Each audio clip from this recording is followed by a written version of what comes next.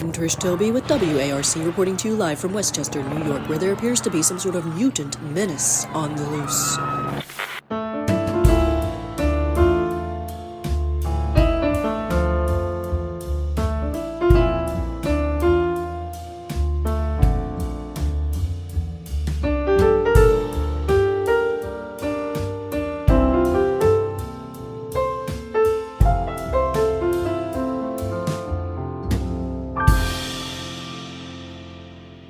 Hey everybody, I'm Matt Ocamp.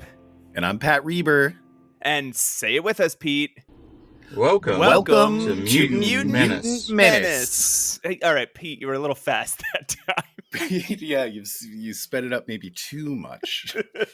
Pete, thank you so much for sending us new audio of you. Or sorry, thank you so much for rushing in all the way from Australia to record with us here in our studio. Yeah, but you spoke a little too fast. No, please don't respond. You can fly home now. We'll see you next week. Thanks, Pete. See ya. Matt, how are you doing, man? I'm doing pretty good. It's late. We're starting awful late tonight, so yeah. You know, I'm putting off my dessert until What kind of dessert were you hoping to have? I have a pack of graham crackers covered in chocolate, sorry, I can't covered in hear, fudge. You're talking over the right the music cue. Well, I appreciate you asking, Matt. It is time for Pat's Email Corner. We actually have a bunch of emails from us. We actually have a bunch. We emailed ourselves a whole lot this week. I have stuffed the Pat's Email Corner inbox. First up, we did get an email from listener Pete, who is the Pete that we reference at the beginning of every episode. He did send us a new clip. He also offered to be part of our street team in Brisbane, Australia. Thank you, Holy Pete. cow. Yes, we will have some flyers out to you ASAP. Thank you, Pete. What else? He also requested a drawing of Bishop. So now, Matt, you or I will be drawing a picture of Bishop. I say, since this is our first one, let's both draw a picture of Bishop and see which one. Okay. Is better. Yeah. We'll make it to his. It's actually, he sent us a pretty sick picture of his Bishop collection. Just a shelf of bishops. I don't think I knew anyone was this into Bishop, but I really cool. appreciate that Pete is. Speaking of our street team, listener Simon wrote in. He says, "Hello guys, I can't really distribute flyers for you in my neck of the world, but I do have an offer for you. You jokingly said you'd draw your helpers." That wasn't a joke. But we did say you draw your helpers their favorite X-Men characters. Well, I draw a bit. I've attached a drawing. I've made my own favorite to prove my chops, so I could offer a custom illustration to anyone who pledges to help distribute your flyers. If that's something that would interest you, I'm available. Simon, so kind of you. He draws an adorable picture of everybody's favorite Nightcrawler. It is very good. It is a great picture. Thank you, Simon. Very kind of you. We're not going to make you draw for us, but what it would require, Simon, you to draw the picture, then mail it to us, and then we would mail it to. It's like a very kind, but I think them getting like something bad, but personal, and something that is physical rather than digital, I think would be special. But damn, Simon, you draw good. If you ever want to draw a picture of like our loser league, we will put it up on our Instagram like mad quick.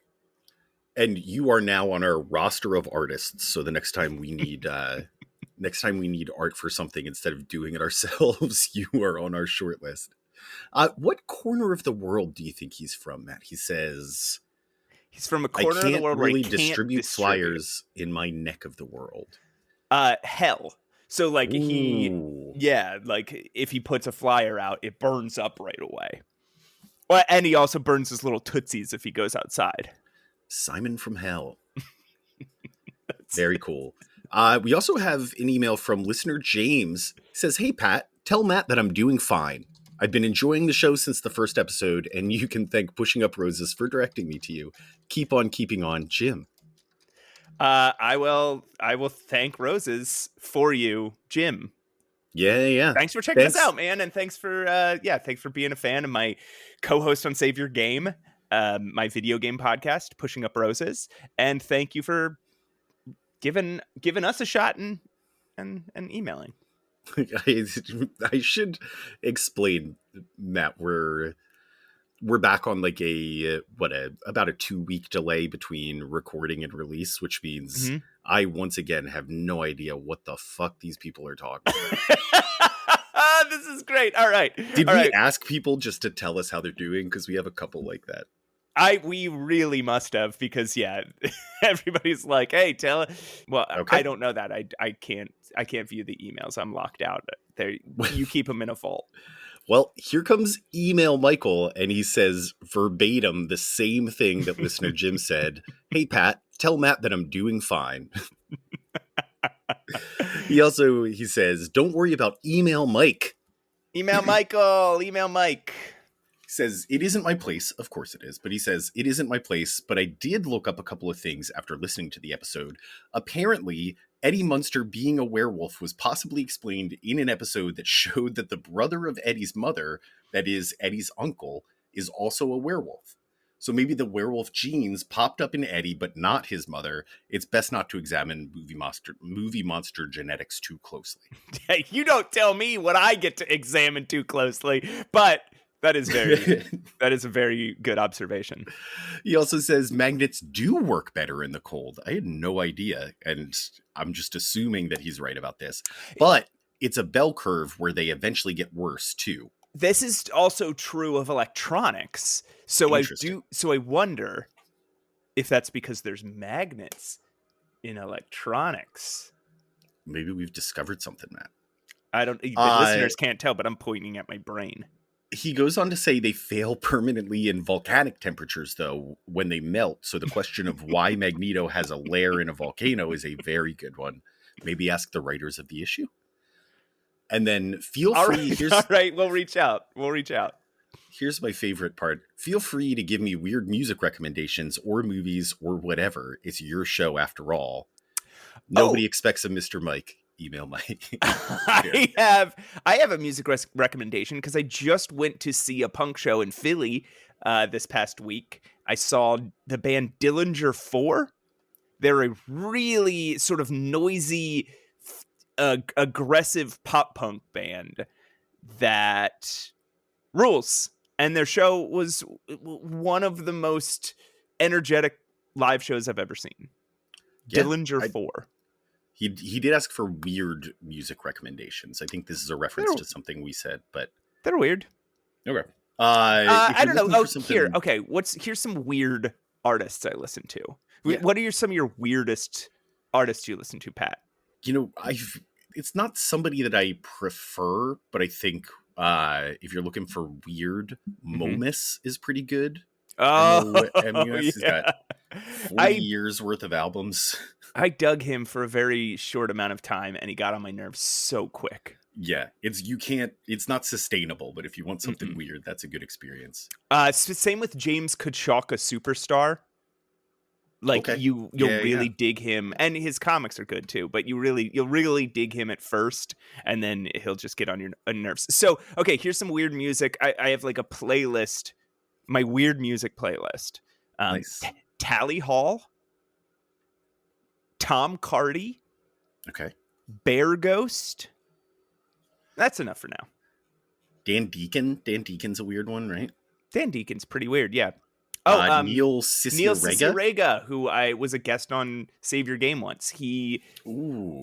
His music is great. It's not on Spotify, but if you can go find his mashups, holy shit, they're good. Unbelievable stuff.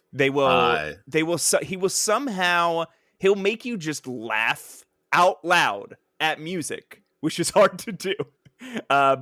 Without just like, not with weird lyrics, with mashups of songs you recognize, you'll laugh out loud. And then at one point he made me almost cry by mashing up a Beethoven song with a Britney Spears song.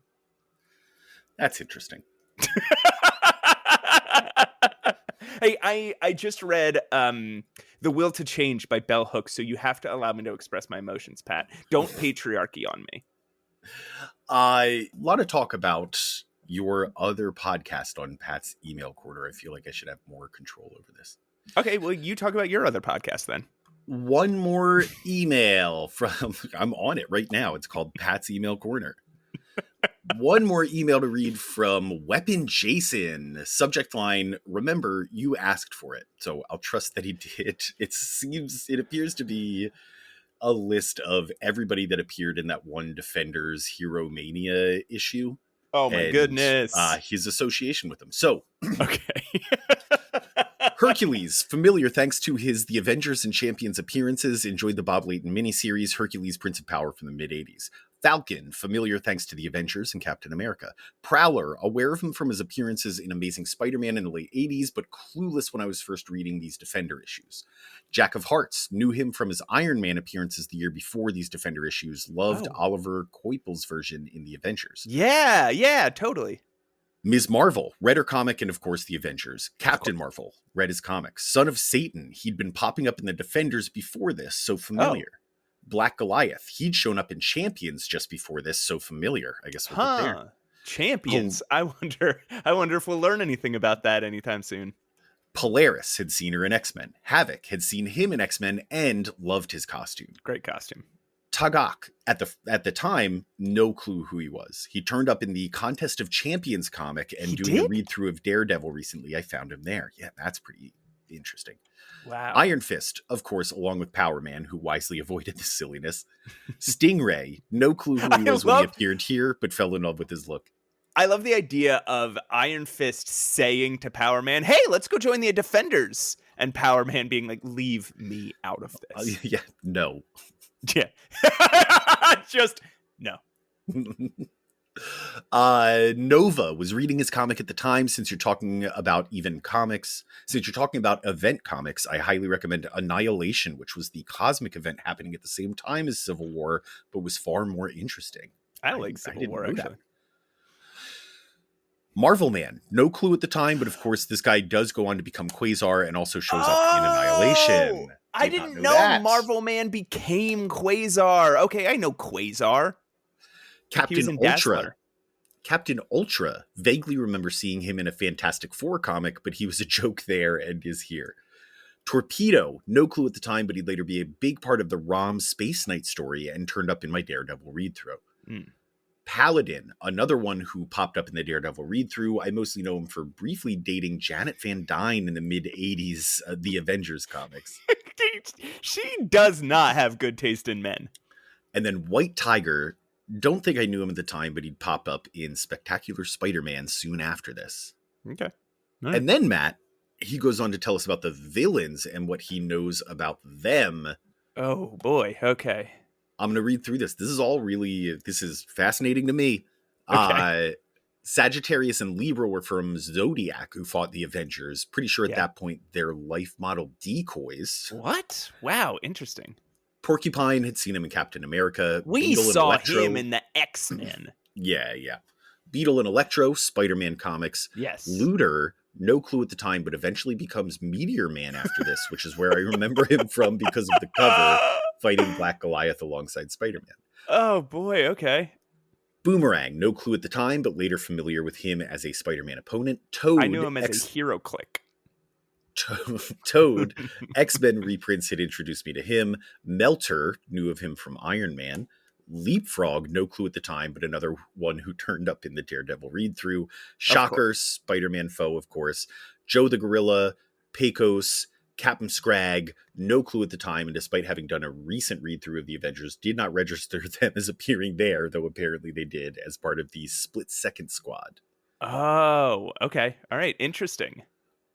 Goes on to say Defenders was one of my favorite comics at this time. It was just so off the wall and had a real who freaking cares attitude that made me want to read each issue just to see what wacky stuff would happen to blow my 10-year-old mind. Of course, the idea of consistent characterization was a new one, so it's only now that you bring up that you bring it up that the appearance of Havok and Polaris in this comic makes no sense. I've always just kind of accepted they were there because they looked like they had cool costumes, which seemed to be the motivation for about 3/4 of the inclusions. I think that's true. On the Marvel team-up side, it didn't feel a lot like John Byrne art, but it definitely felt like someone had read those old Neil Adams issues and were trying to replicate them. Nothing against our inkers here. I don't know if I believe that, Weapon Jason, but he says, nothing against our inkers here, but they were definitely trying to force the art in a specific direction. This is not his first email where he criticizes inkers. This guy hates inkers.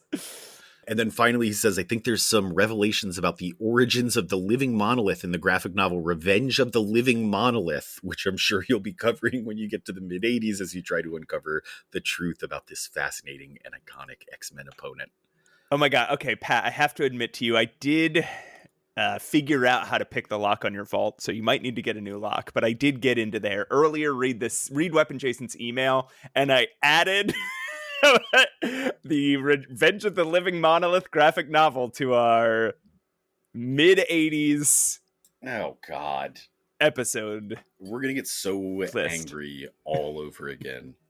Yeah, I mean, hopefully we don't run into the Living Monolith between that episode and, I think it's going to be episode like 52. Yeah, that would be pointless. What? Yeah. Yeah. Okay. Do you have anything? So how do you feel about Weapon Jason's email? You were reading it, so you didn't get to comment. It was good. I think I always enjoy hearing from Weapon Jason. Thank you. Okay, I wasn't. Pat's email corner was over. I wasn't sure where else to go with that. Jeez. Okay. Well, we run a tight podcast over at Pat's email corner. At least our music cues do. Okay, so Pat. Yeah. What's up? I have a question. I've been thinking about this for the past 20 minutes. Oh yeah. Have you done anything X-Men related this week, Matt? In fact, I have. Oh, okay. Okay, what is it? This one's real. This is actual X-Men related. So earlier in the week, my uncle texted me and was like, "Hey, I have tickets to the Phillies game, and I can't use them." Okay. So would you guys we live like a mile from the stadium. So he was like, would you guys like them? We were like, oh my God, yes, sure. We'll happily go. And he was like, okay, they're actually really good seats. Includes some cash for concessions and merch. Mm-hmm. So I got a cool Philly fanatic hat. He's a weird little freak like a lot of the X-Men, but that's not how this is X-Men related, Matt. You know what section I sat in when I went to the Phillies game? I invited you, by the way. You declined. I had to work on my other podcast, Save Your Game. Okay, stop talking about your other podcast. You know what section I sat in at the Phillies game, Matt? WX. No, the CP Rankin roofing section.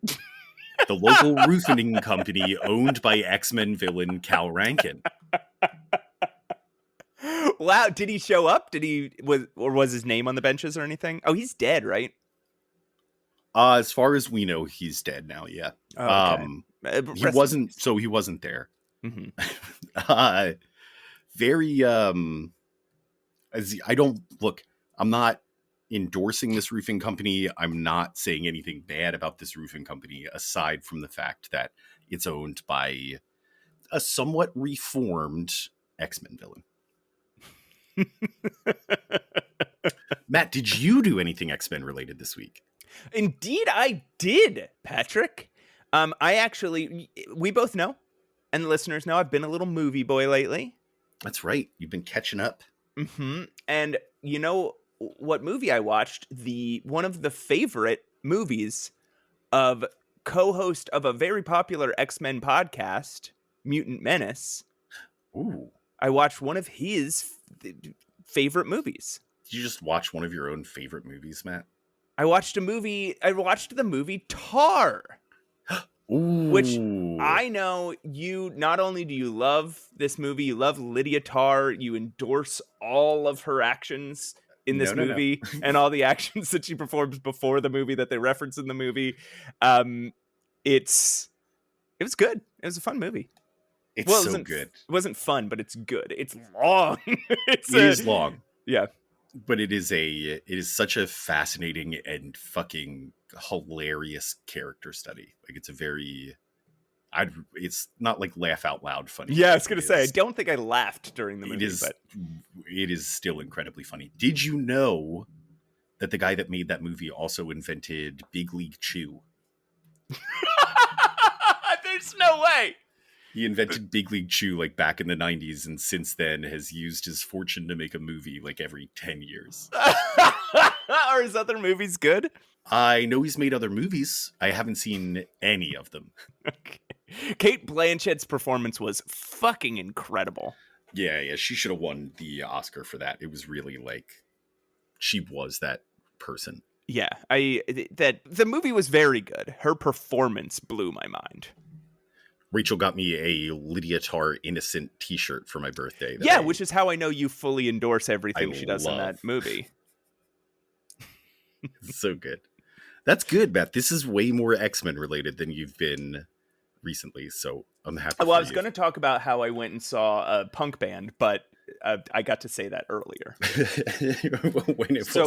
When no one asked for it. So, Pat. Yeah.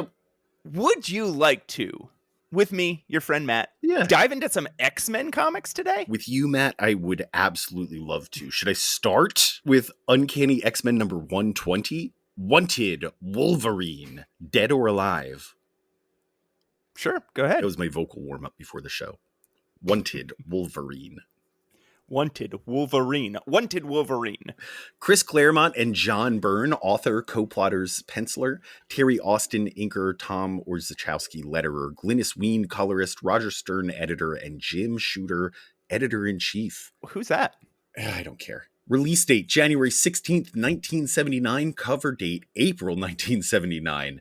James Hudson, a.k.a. Weapon Alpha, a.k.a. Vindicator, is hanging out in a secret military base with Canadian Prime Minister Pierre Trudeau.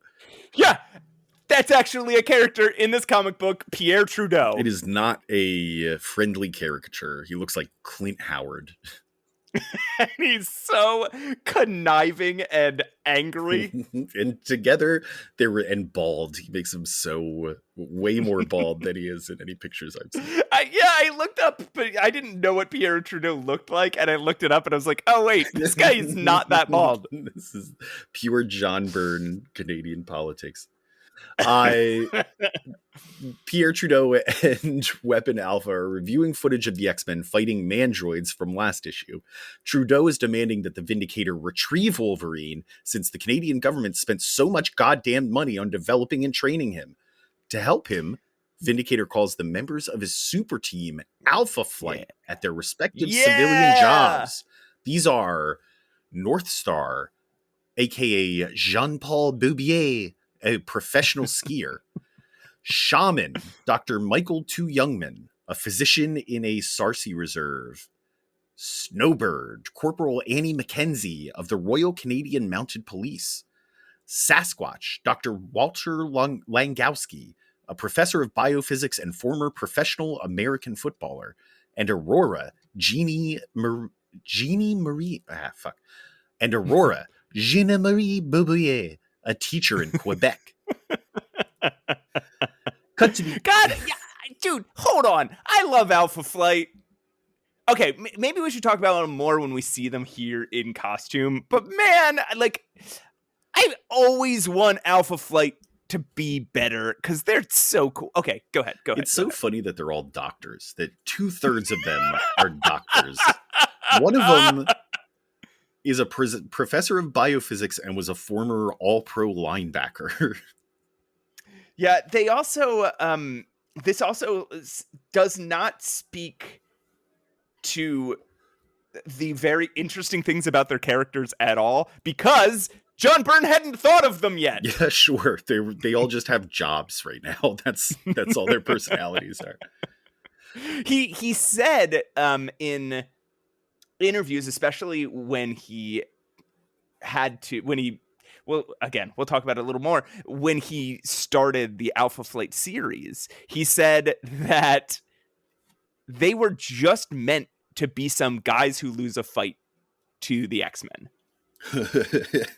There's some debate about that because there were sketches of these guys in notebooks that he had from back like when he was a teenager, but his conception of them and their powers was just like, what would be fun to see the X-Men fight and lose to? Yeah. Nice. Cut to the X-Men saying goodbye to Sunfire and boarding a plane out of Japan, courtesy of Colleen Wing's lawyer. Do you know whose plane that is, Matt? They'll say it later in this issue. That's right, but they mention his name right here. It's Jeryn Hogarth. Uh-huh. Jeryn Hogarth, Matt. Jeryn Hogarth. Danny Rand's I don't lawyer. know him from like anything else. I know that it's a woman in the Marvel Cinematic Universe. That's right, played and by it's a man in the Marvel Carrie-Anne Moss. Oh. In the Marvel TV universe. But in the comics, it's basically Iron Fist's lawyer. They refer to him as a lawyer boss at one point in these comics, but he is like a lawyer and a money man for Danny Rand, who is a billionaire, so that he can spend his time being Iron Fist. He's also sort of like the Happy Hogan to Iron Man, or the Foggy Nelson to Daredevil. Oh, just a friend. Oh, okay. And a friend who lends you, like any true friend, lends you his private jet. So that, and of course, assuming you'll take good care of it. Right. Love Jeryn Hogarth. Before they leave, however, Wolverine finds Mariko Yoshida and offers her a white chrysanthemum and his real name, Logan. It's great when he finds Mariko. when he happens upon Mariko, we see her just by herself a second earlier, and she's just sitting in her car thinking, I like the X-Men. There's like is bolded. I like the X-Men. I do that a lot. Damn, girl, same. Yo, that's what I do all the time. Just sit in my car and think, I like the X-Men. In the air, the pilots discover a freak blizzard forming around them as they pass over Calgary, Alberta. When Storm can't dispel it, they are forced to land, and standing on the runway in his white and red Canadian flag outfit and helmet is Vindicator. He's demanding that Wolverine come with them. He's just standing. He's like shouting over the sounds of a massive snowstorm and a plane engine yeah. to people that are inside the plane. He's like, they're all in the plane. He's just like,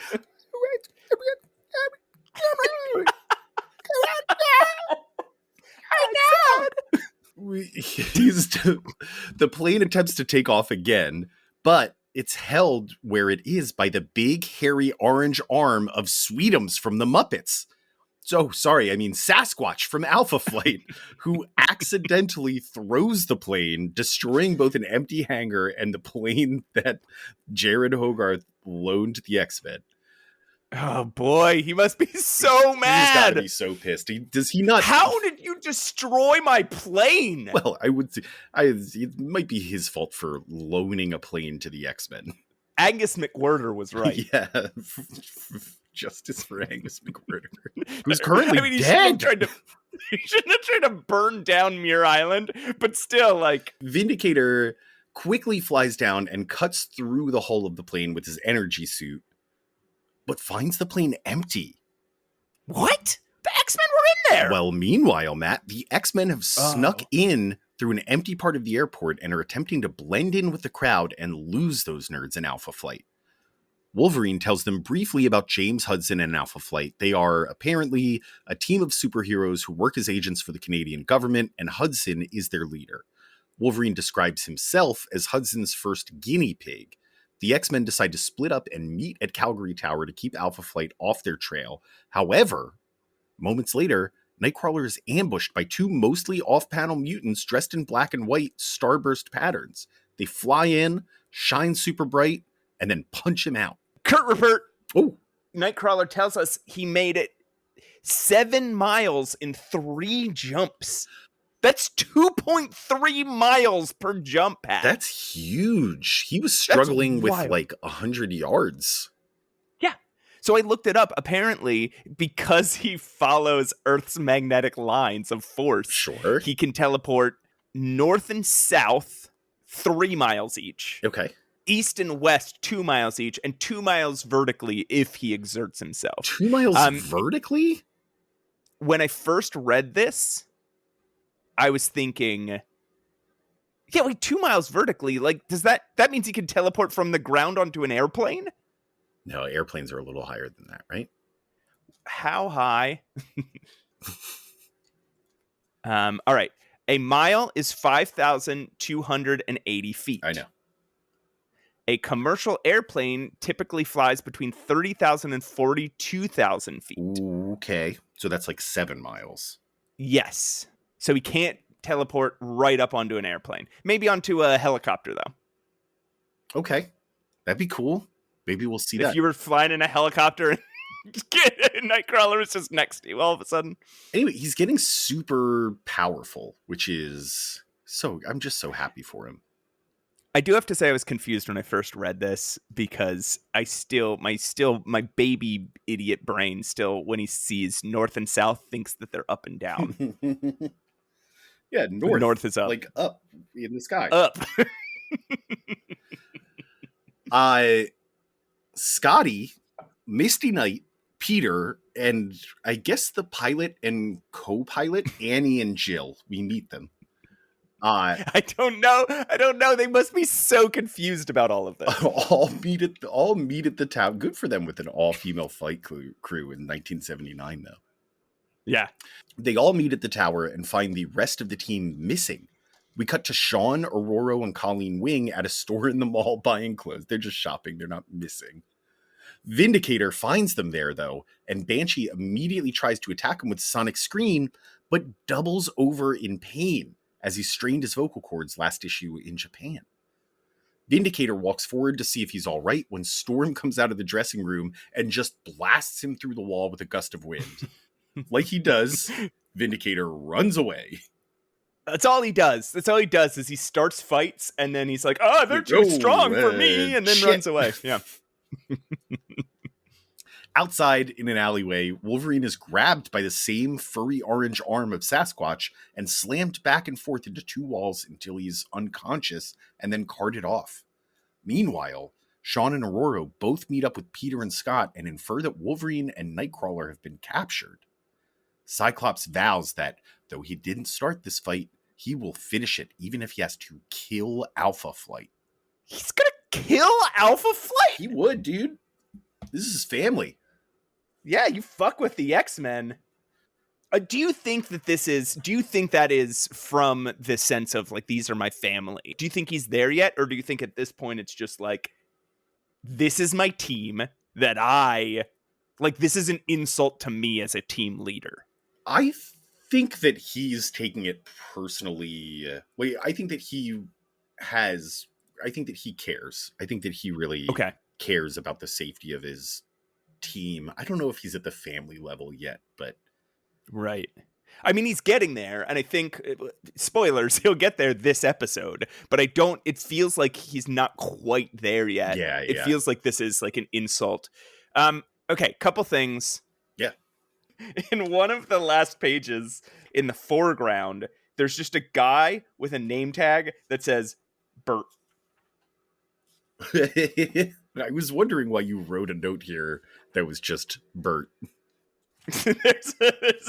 there's one guy in this issue who's got a name tag on his shirt, and it just says Burt. Damn, they love naming characters. Man, and it gets so much more ridiculous in some of the upcoming issues. It might be, man, I can't find it, so it might be next issue that Burt appears. But it gets so much more ridiculous in a couple upcoming issues. But Chris Claremont has people speak out in unnatural ways to name each other. Like ways that you wouldn't speak. Like I get wanting to being like, okay, well, this person has to have a name because this, even though it's just a random extra, you would naturally say their name in this sentence. But he has people go, come over here, hey, Tom, Amy, and Mike. And then Tom, Amy, and Mike are like, oh, Thanks, Jeff. We will be right over. And like, why? That no one talks like that. Just say run. Is it a bit? Is it like a joke with himself? Or is this, does he think, is this an editorial edict? Or is this like if they made an X-Men movie and put a guy named Burt in it, Chris Claremont would be like, I created that guy. You owe me royalties. It feels like that would be too easy to work around. Exactly. Yeah, you would not. Okay, his name's Butt. Next thing, fucking more Claremont airplane stuff. Oh my god, he loves this shit. What a I guess nerd. The X-Men have to fly in airplanes sometimes, but you don't have to have like 4 panels where they're talking to the air traffic controllers and they're like, we got a pigeon on the runway. They're coming in on a hairy approach. Like, you don't have to do that. What is that adding? What does pigeon mean? What does that mean? I know what hairy approach means. I don't fucking know, man. I don't know. He just says something about pigeons. There's an interesting... So Shaman is the one that created the winter storm that forces the plane to land in Calgary. There's an interesting detail when the storm dissipates. He's like, someone must be controlling it. He must be very powerful. Oh. Just an interesting... There's another... When Captain Alpha is running away, he says... so much for my macho approach to this. Like, there's a couple of strange, subtle shots at the idea of masculinity here that I don't understand, but I support. That's interesting. I think that is something that John Byrne seemingly is interested in. He describes himself as a feminist many times. And Chris Claremont, right? Like, Chris Claremont is not a great feminist, but he is a feminist. Yeah. There is a really good storm moment when we described it. He bursts into the dressing room to attack. Banshee tries to stop him, doubles over. He goes in and says, are you all right, man? And Storm comes in and says, James Hudson, this is the second time that you've attacked us unprompted. And then next panel says, there will not be a third. And she is blowing him out of the store with a huge gust of wind. It is intimidating. Like, I will kill you for this. Like, do not, you have to stop hurting my friends. I will. Yeah, she's like, you once spoke of power. Little man, you do not know the meaning of the word. Yes. It is a badass sequence. I think this issue is really interesting. The way that they introduce Alpha Flight by showing us their civilian personas, and then all of them are basically either in shadow or off panel for the rest of the issue. And on top of that, it's like they just keep fucking up, right? Like, they just keep making mistakes. Vindicator just means to stop them and kidnap Wolverine. But Sasquatch, quote unquote, accidentally throws their plane through a hangar. Right. And he's like, oh my God, we almost killed them. I've got to go save them, make sure that they're unhurt. And then they're missing. And then he runs back, and then he's like, the storm is getting so bad. Shaman, why are you doing this? And Shaman's like, it's not me. And then they go to find them, and Banshee doubles over. He's like, oh no, what did I do? I didn't mean to hurt you. And then Storm just walks out and sees Banshee doubled over, and she's like, motherfucker, I will kill you for this. Like, it is just this series of mistakes that this super team is making. They're just so clearly in over their heads. Even though they incapacitated Nightcrawler and Wolverine, they're still way in over their heads. Yeah. Which is how we were introduced to him a year ago too, which is how we were introduced to Captain Alpha. Who Major Mapleleaf. You noted this, they keep referring to him mockingly as Major Mapleleaf. Which is, according to John Byrne, one of the names that Chris Claremont floated. So John Byrne originally called him Guardian, and they wouldn't let him be called Guardian because the Guardians of the Galaxy, as we talked about before. So they were tossing names back and forth, and Chris Claremont was like, apparently multiple times suggested Major Mapleleaf, but then settled on Vindicator, which pissed John Byrne off because he's like, what does Canada have to vindicate? This doesn't make sense. Do you think he's just making fun of John Byrne there to be like, oh, well, why don't we call him Major Mapleleaf? Have you seen his costume? All right, Pat, do you want me to tell you Yes. about the stunning conclusion to the story in Uncanny X-Men 121 Shootout at the Stampede? Yes, definitely. Okay, I will then. It's by Chris Claremont and John Byrne. Inked by Terry Austin. Lettered by Diana Albers. Colored by Glynis Ween.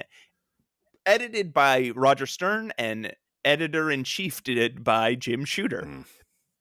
Release date February 13th, 1979. Cover date May 1979. The X-Men are at the Calgary Stampede. Yeehaw. I was reading an essay about this. There's a really cool book that refers to this essay a lot. It's called True North by Daryl Richard Lawrence, and it's a complete reference guide and analysis of Alpha Flight's first volume. And he references a...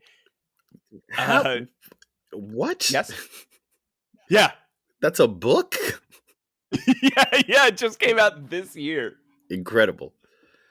It randomly popped up in my Blue Sky as somebody's like, I just released my first book. And I immediately went and ordered it. How is there enough of a market for that? It's I can't imagine there is, but they are releasing the second Alpha Flight Omnibus early next year. Ooh. So maybe they are, I don't know, maybe they're betting on. This is more a marketing investment than anything. I have no idea, man. Also, incredible. I'm glad that it exists. Also, I'll say so far I'm enjoying it more for the other resources that it cites. Like, it's citing me to more interesting, thoughtful critiques of Alpha Flight than it's offering. Okay. But anyway, one of these is by Anna Pepard. It's called Canada's Mutant Body, Nationalism and the Super Multiculturalism in Alpha Flight versus X-Men. And she notes that it is interesting. Not only does she talk about how this depiction of Pierre Trudeau is wild, and there's clearly some deep-seated rivalry going on between Canada and the US here. Yeah. She also notes that it is interesting that the first time they meet Alpha Flight, Canada's premier superhero team in Canada, they do it at an American-themed You're right. exhibition. It's at the rodeo. Yeah, exactly. So, I don't know. I don't know what we can infer from that, but it's interesting. Yeah. So, X-Men are at the Calgary Stampede. It's one of the world's biggest rodeos. Yeehaw. Cyclops reflects on how they got there. After their last encounter with Vindicator, he left a faint trail of energy behind that Storm was able to track, leading them here. Storm, Cyclops, and Colossus are knowingly walking into a trap, entering the stadium to see Wolverine and Nightcrawler tied up at center stage. As they approach, the full team of Alpha Flight appears. Finally. Before we can see the big fight we've all been waiting for, Cyclops wants to take these dorks down a peg. As he verbally belittles them, Colossus notices that North Star appears to be sneaking around to flank the X-Men. His suspicions lead him to attack, and the fight begins. Before we get into the fight, let's talk about who these guys are a little bit. Yes. Do you think? Do you want to describe our new heroes? Yeah, we have Sasquatch, the big, hairy, orange man. We've seen him. He looks exactly like Wendigo, only orange. Yes, yeah. We see Shaman, who it gets a little problematic as the issue goes on, maybe, but definitely better treated than John Proudstar. He's a member of the Sarsi Nation, which is better referred to as the Tsutina Okay. Nation. It's a First Nation of Alberta. Just the fact that they named him Shaman is a little questionable. I agree, and his depictions in comics go back and forth between being wildly offensive, a little offensive, fairly respectful, and really good. Okay. We see North Star, who is a tall and physically fit man wearing a onesie that has like a black and white star burst on it. I think it's so good. We see Aurora, who is dressed in the same thing, a little shorter and standing next to North Star. They're brother and sister, we'll find out. They're both Quebecois, and they seem to have elf ears. Yes, that's a quality of Quebec, I think. Oh, okay. Snowbird is like... It's a little hard to describe. She looks like Dove from the Teen Titans, if you know her. Sure, yeah. Her costume reminds me a lot of the Shi'ar. Like they're... Okay. Like what they wear when they're not in battle. Yeah, and it's like a light blue and a white. She's got a tiara. Yeah, it's like it's very regal, and she's got a big cape. It's like white fur lined. I think what's interesting to note is she's got a very inhuman face. It's like beautiful in a non-human way, and her eyes are just like a bright white. Kind of a birdie way. yeah, like kind the of like a bird. And then we got Vindicator. And of course Vindicator, yeah. Big red and white Canadian flag onesie. So we finally see Alpha Flight's powers on full display. Sasquatch punches real hard. Shaman uses herbs and incantations to produce little totem pole characters to attack. He can do all sorts of spells with his little stuff, but that's what he does first. North Star speeds around the court. Aurora, actually, Paz says he hasn't really figured this one out, but I think she can fly. Yeah, that's where I got when I was writing this recap. I'm still unclear on what her actual powers are. I think without spoiling, I can clear this up because she does display some of them. It's just not entirely clear that she's doing it. Is it the bright light? She produces a bright light? When her and North Star touch, they can produce a bright light. Okay. North Star, I think, is faster, but they both can fly and they're both fast. Oh, okay. They're both speedsters. Yes. Shit. I believe so, but I think North Star's like super speed while Aurora is just very fast. Okay. I might be wrong about that, but I know she, at least in where I'm at in my personal Alpha Flight read, she comments on how fast North Star is a lot. Okay. But her powers do change over time, so I don't know at this point.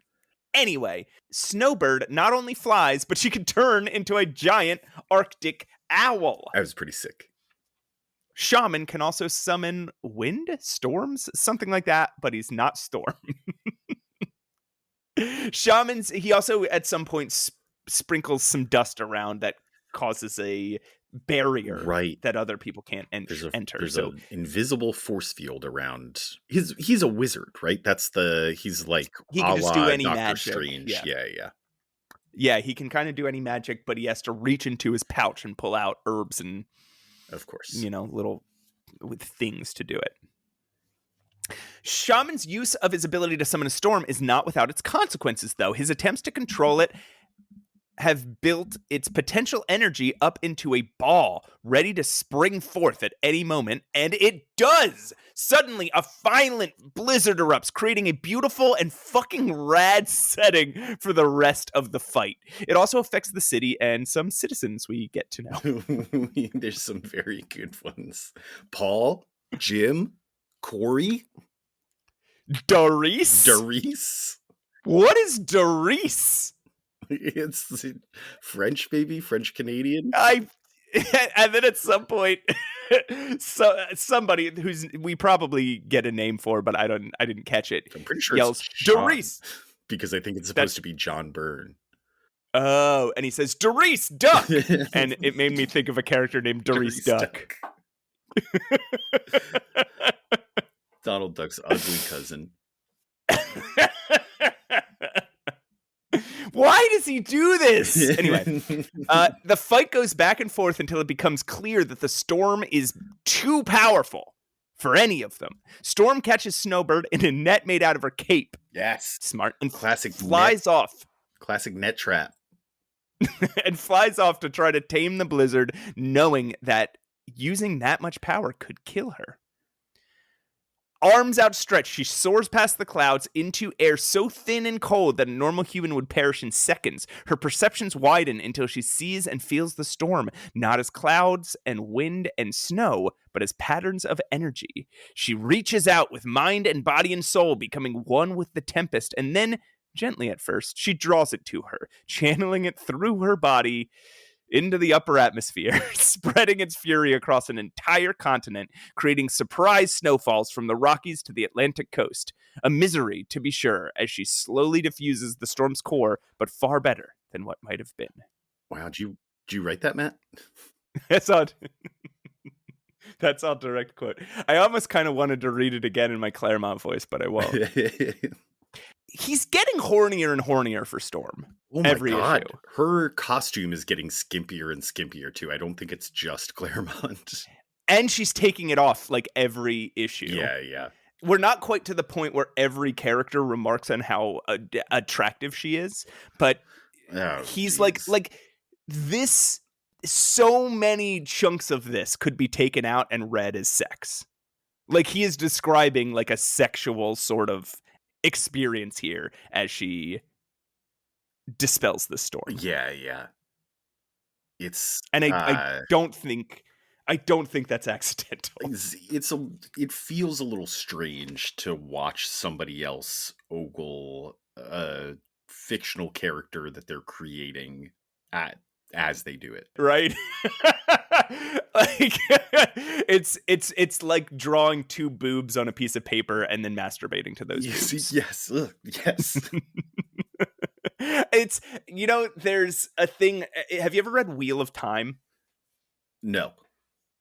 So Robert Jordan is like a Mormon, I think. He's very devout, or is he Catholic? He's a very devout religious man, is what I'm trying to say. Okay. And he, in Wheel of Time, is always writing characters that are female characters just constantly get nude throughout that book. Okay. All those books. And they can't just cross their arms. They always cross their arms beneath their breasts. Okay. He says every single time. And every single time it's like, hey, fucking Robert Jordan, I get that you're sexually repressed or whatever, but like jerk off before you sit down to write. Like you could get rid of this and then write. Anyway. It's uncomfortable. It creates a very uncomfortable situation. And it'll only get worse. Once nature has calmed, Storm pauses to take a breath, and Northstar sees his opportunity to punch her in the back of the head. Ugh, what a creep. Scott gives him a quick blast to the face in a fucking amazing panel where he doubles over backwards. Yeah. With the force of Scott's blast. And then Scott yells at him for being an idiot. He promises to beat the fuck out of Northstar, but Wolverine, of all people, holds him back, declaring that this is his fight, and he won't have his friends dying for him. Oof. He'll just turn himself in. Chills when he called the X-Men his friends. Just goosebumps. Yeah. Alpha Flight locks Wolverine in an inescapable truck. A man named Garson is taunting him about it. They offer the X-Men a military escort back to the U.S. Once they cross the border and lose the tail, Cyclops then immediately starts calculating a plan to rescue Wolverine. It's so good. But they're quickly interrupted by the scamp himself. Wolverine's already there, sitting in the cockpit, that little scamp. It's a very really good. Yeah. What a good fucking issue, man. All right. I love Alpha Flight. As a team. They're big dorks. They fuck up all the time. Yeah. Their costumes are so rad that I just wish there was more good Alpha Flight comics. Is there? So many of them are bad. Oh, really? That's unfortunate. John Byrne writes and draws Alpha Flight again under duress. I don't remember which editor it is. It might be Jim Shooter, who keeps pressuring him to do an Alpha Flight series after he leaves the X-Men eventually. And he keeps saying he doesn't want to, that this was not something, he didn't plan on fleshing these characters out, but eventually gives into the pressure and does, I think, like 30 issues of Alpha Flight. and they're good. They focus really strongly on like the personalities of these people rather than just super heroics. And they're really smart and fun. And then Bill Mantlo takes over for like 50 issues. And okay, we've got to figure this out now. Right now, Patrick. Okay. Are we going to read Alpha Flight as part of this podcast or not? I think we at least the Burn run. Yeah, that's my feeling, is that we should read the Burn run because it's good. And then let them go off on their own little Bill Mantlo adventures. Well, then I think we should read about the next 10 issues because number one, I need to rant to you about some of the terrible, terrible things Bill Mantlo does to the characters. But number two... Why do you do this to me? And number two, a very... It'll make you so mad. Like the first 2 issues after John Byrne leaves, it'll make you so mad. That's not a selling point, Matt. And then there's a X-Men appearance, and a very long-term Wolverine villain makes their first appearance. Okay. So I say we go the first 40 issues, and then we reevaluate. What do you think? 40 issues, my goodness. Is it going to run in tandem with the X-Men, or are we taking an Alpha Flight sabbatical? You tell me. We'll figure it out. Yeah, we'll read Alpha Flight. Okay, we're going to read Alpha Flight. You heard it here first, folks. Before... Where else would you have heard it? What a stupid thing to say. Maybe they'll advertise it in an upcoming Marvel comic. I just love that they're the fuck-ups of the Marvel Universe, and when Cyclops confronts him in this issue, he lists all the things they've done wrong. And Vindicator's like, those were accidents. And Cyclops is like, you seem to have a lot of them. Yeah. So good. Pretty cold line. A panel later, he just says, that stinks, mister. Vindicator. And to his credit, Vindicator comes back and says, well, you better get used to the stench. These two just trading barbs for like a day would be... It's like, well, I have a pretty good sense of smell. Well, you're going to need it for all the garbage you're shoveling out of your mouth. Well, just back and forth for... Well, luckily, I own the shovel store. Good thing I have credit there. It just stops making any sense. There's a few other lines I gotta highlight here. Okay. Wolverine, aside from calling the X-Men his friends, he also says to James Hudson, you never gave me a choice about being changed, which is interesting. So again, starts building on what we eventually know to be Wolverine's backstory. But yeah, this program was doing something to change him. Yeah.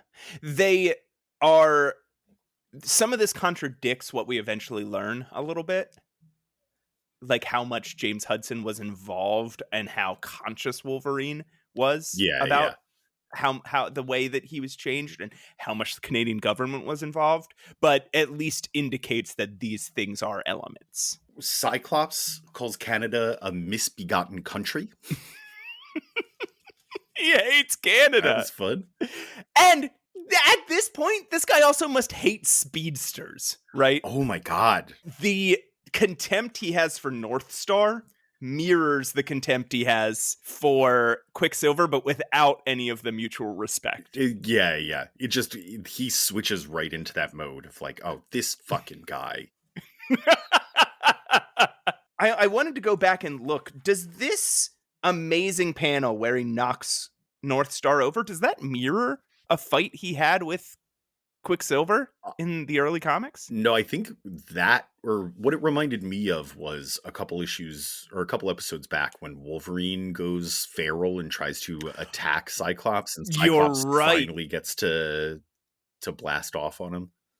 And he does this exact same thing. He bends over backwards, and yeah. It's good. Banshee says when they come upon the They're outside of the force field that Shaman has placed over the whole thing. He says, if I add me sonic powers back, I bet it could vibrate through this barrier. What? Why do you bet that? Does he do that? Does he? He never has phase before. through walls? Didn't he? Wait, didn't he when we first met him back in the Factor 3 days? I don't remember that. No. Maybe I'm wrong. Was there a force field around the tobacco shop? I thought he like went through a wall or something. It's Banshee is also dressed like a Partridge Family character in this comic. Yeah, he is. And he's got big, fluffy, feathered out hair. He's got like a green patterned bell bottoms, and he's got this like lime green jacket that he just looks like Billy Partridge, or I don't know any of those characters. Yeah. Billy Partridge, Frank Partridge, whatever they're called. Yeah, all of them. Finally, and Matt, you are going to feel like an idiot for not catching this one. Okay. Colossus punches Sasquatch. It has no impact. And Sasquatch, being a former professional football player, says, I've taken worse from the Steelers' front four. Oh, damn it. I can't believe it. Yeah. Clearly, you missed that. Front four is typically referring to the defensive line in football. So if he was an all-pro linebacker, he's on the defense. He's not going up against other defensive That's what players. I said. What an idiot. That's what I said. How does that make sense, Claremont? Remember when I said this all to you before the episode started? There's a really good Kurt Rupert, Nightcrawler, and Aurora barely seem to be fighting. They just seem to be playing. He does give her a non-consensual kiss, but so like that's a little That's but not great. They just seem to be chasing each other around and like and smiling and enjoying themselves. And after he gives her the non-consensual kiss, he teleports away and says, "Tally ho!" Tally ho! It's very fun. They're flirting. It's cute. It's very cute. This ruled. This was so good. And we didn't even talk about it. It starts with a badass cover where Cyclops is blasting. Oh yeah. Blasting Vindicator point blank, and it's an angry Cyclops, which is my fucking favorite. All right, Matt. Should we move on to? Oh no, I want to talk about one more thing. Oh yeah. Which is when Snowbird transforms. There's one panel where she's in between the two. Oh yeah, between human woman and bird form. Yeah, looking like a fucking animorph. So this is good, really good characterizations. The Alpha Flight rule, and this was a great issue. And they clearly are becoming a family. There's even a point, where you said Colossus punches Sasquatch and it doesn't do anything. Cyclops yells to him across the battlefield, like, "You're not going to win this on strength alone." And then Colossus is like, "He's right. I got to think of the moves that Cyclops. Yeah, I got to remember the judo that I learned." Yeah, like very familial. It's so good. Which is Cyclops' big thing, right? Judo. Is it? I thought that was his. I might be making this up, but for some reason I thought he was like highly trained in judo, and that's what makes him such an effective. Have we read that before? I thought so. I could be wrong. I know judo was huge might be right. in like the late 60s, early 70s. So, all right, yeah, Pat. I think I'm ready for you to move on to X-Men 122. Yeah, let's get into. Oh wait, what's this? What? Power Man and Iron Fist number 56 and 57. The Arab Sting and Pharaohs on Broadway. Oh no, Pat! No, it can't be. Not the Scarab. It can't be. Oh goodness! All right, let's find out why we're reading Power Man and Iron Fist and why it has something to do with Pharaohs. Oh Jesus Christ! Mary Jo Duffy, writer. Oh, Jo Duffy. She'll eventually write some X-Men stuff, but she was an assistant editor for years, and she's the one who put Frank Miller on Daredevil. Ooh. When another penciler suddenly moved to Mexico. Okay. Trevor Von Eden, penciler. You know Trevor Von Eden, Matt? Mm-mm. Trevor Von Eden was DC Comics' first black artist. He is the co-creator of Black Lightning. He also he got Lynn Varley her first comic job coloring on Batman Annual number 8, which he drew. At the time was his girlfriend, but eventually married Frank Miller and became his colorist. And then he was also offered the job to pencil Batman Year One, but turned it down. Interesting. Yeah. It turned it down for David Mazzucchelli. That's right. Wow, that's wild. Okay, all right. Frank Springer, inker, Tom Orzechowski, letterer, George Roussos, colorist, Alan Milgrom, editor, and Jim Shooter, editor-in-chief. On the second issue here, we also have Ai Watanabe as our letterer. Luke Cage and Danny Rand, aka Power Man and Iron Fist, are sparring in Danny's gym as he's trying to teach Luke a new move. After taking jabs at Danny for his privileged life, Luke goes home to his derelict block and crummy apartment above a movie theater. The next day, with the help of their lawyer, Jeryn Hogarth, who appears... Yeah. Jeryn Hogarth appearance. They open their new office for business, Heroes for Hire in Manhattan, though Luke worries that his old clients will be too nervous to leave the slums to visit a ritzy high-rise. Yeah. No time for that now, though, for their first clients are waiting. Professor Meridew of the Metropolitan Museum and a visiting doctor of archaeology from the Egyptian government, a man named Dr. Abdul.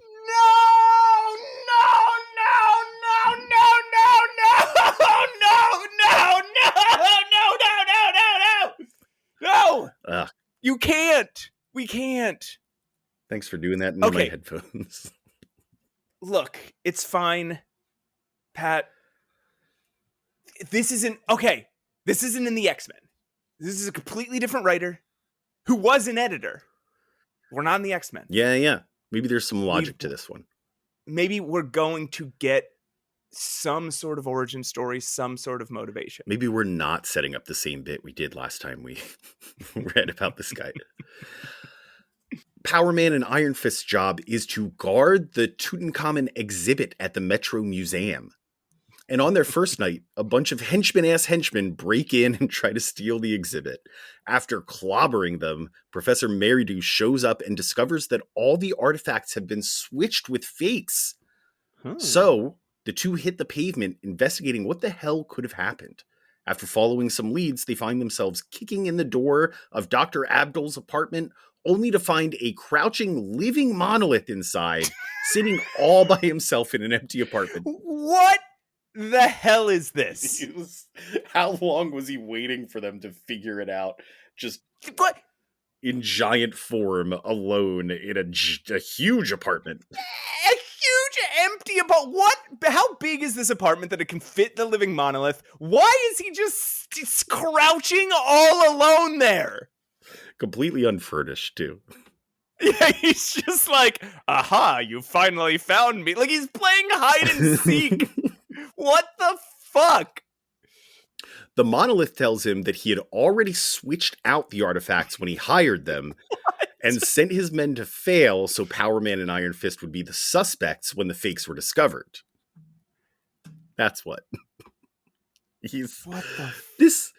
What is this plan? I know we've been frustrated with his plans before, Matt, but yeah. How, if he has the artifacts, why does he need He has the artifacts! Or if he's already hiring people to rob the place, you've got your alibi there. Those people stole all the stuff.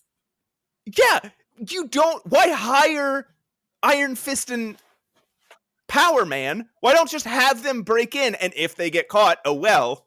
And if they don't get caught, then they stole the... That's what's going to be the assumption. You already have the artifacts! Confused. And all this does is gives him the opportunity to get discovered, which he does. Yeah.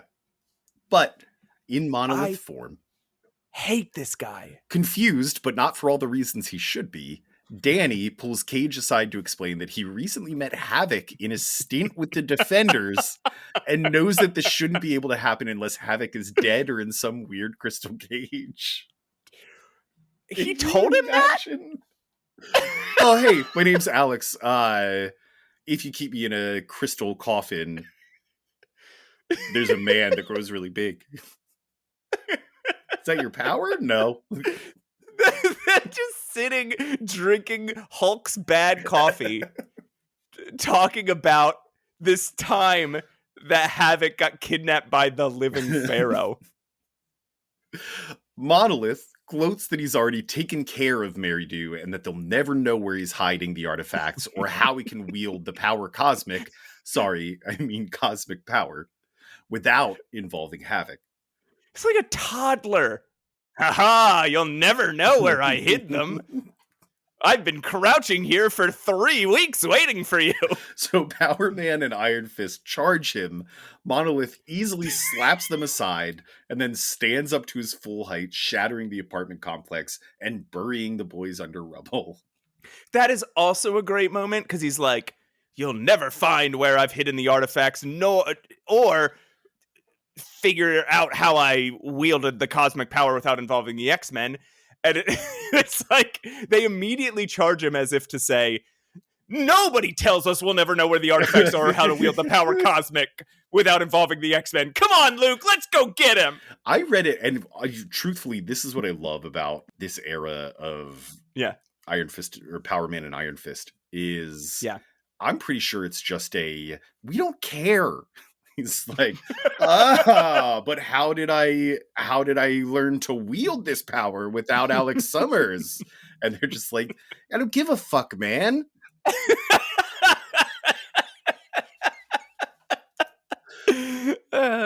At that very moment, as their apartment crumbles, or as the apartment crumbles around them, Cyclops, Storm, and Nightcrawler are walking with Colleen Wing and Misty Knight on their way to the new Heroes for Hire offices when they see the monolith explode from the building. The age-old X-Men tradition to go visit Iron Fist after a giant adventure. Well, so it seems to me like they first stopped in New York to drop Colleen and Misty off. But this begs the question, like, I guess Misty was here before and was just kind of in the background. She wasn't really involved in the Alpha Flight story. But sure. Have she and Scott still not spoken about the fact that Jean, the love of his life, is still alive? Yeah. They got through that whole plane ride. Misty notices that Scott and Colleen, somebody notices that Scott and Colleen get close. Misty's on that same flight. She's on the plane. Him flirting with her and knows that Jean is still alive. She sees Colleen falling asleep on his shoulder in the plane. Why wouldn't she? They're cuddling on the couch. Oh, Scott, what happened with Jean? I just saw her at the airport like a month ago. Maybe she just feels awkward. Maybe she thinks they broke up, and she's like, "Oh, I shouldn't ask Jean about Scott at the airport." Such a tragic mistake to make to try to be polite. Cyclops has to have mentioned, like, I'm still getting over Jean's death. Right. And he has to have said, how did he not say to Misty, hey, one of your closest friends, your roommate is dead. Right. Did they not stop by her apartment? He doesn't. And that would prompt Scott to say, oh, by the way, you're gonna be, even if he's being fucking Scott Summers and cold about it, at least he'd be like, oh, yeah. By the way, you have to figure out some other rent arrangement because maybe your roommate is dead. Maybe that's just it. Maybe he was like, hey, Misty, I know Jean was a friend. I'm sorry that she's gone. And the last time Misty saw her was her saying, I'm out of here. I'm leaving New York. This is all too much for me. I got to go back home for a little while. And so if Scott's not actually using the words dead, she's like, wow, he must be really broken up about this. But how would Misty know unless Scott tells her? So why is he not telling her about this? Yeah. Yeah, why? They just need to talk to each other. It's ridiculous. It would not have not happened is the thing. Anyway, Cyclops, thinking of Havok, immediately orders the X-Men to attack when Misty scolds him that their first priority should be to look for survivors. So, Scott sends Aurora off to follow the monolith, while the others scour the rubble. Cyclops tries to blast through the rubble in the doorway, only to be lectured by Misty again about potentially harming any survivors. However, before they can find a solution, the doorway blasts open from the inside. Power Man and Iron Fist emerge unharmed. After some hugging and kissing and introductions, Cage comforts Scott by telling him what Abdul said about not involving Havok. The X-Men decide to go after Monolith, while the heroes for hire begrudgingly decide to hit the streets again and track down the artifacts. The boys start at the embassy after Iron Fist remembered Havok told him he was held hostage there. They really got into it. It's like, tell me more.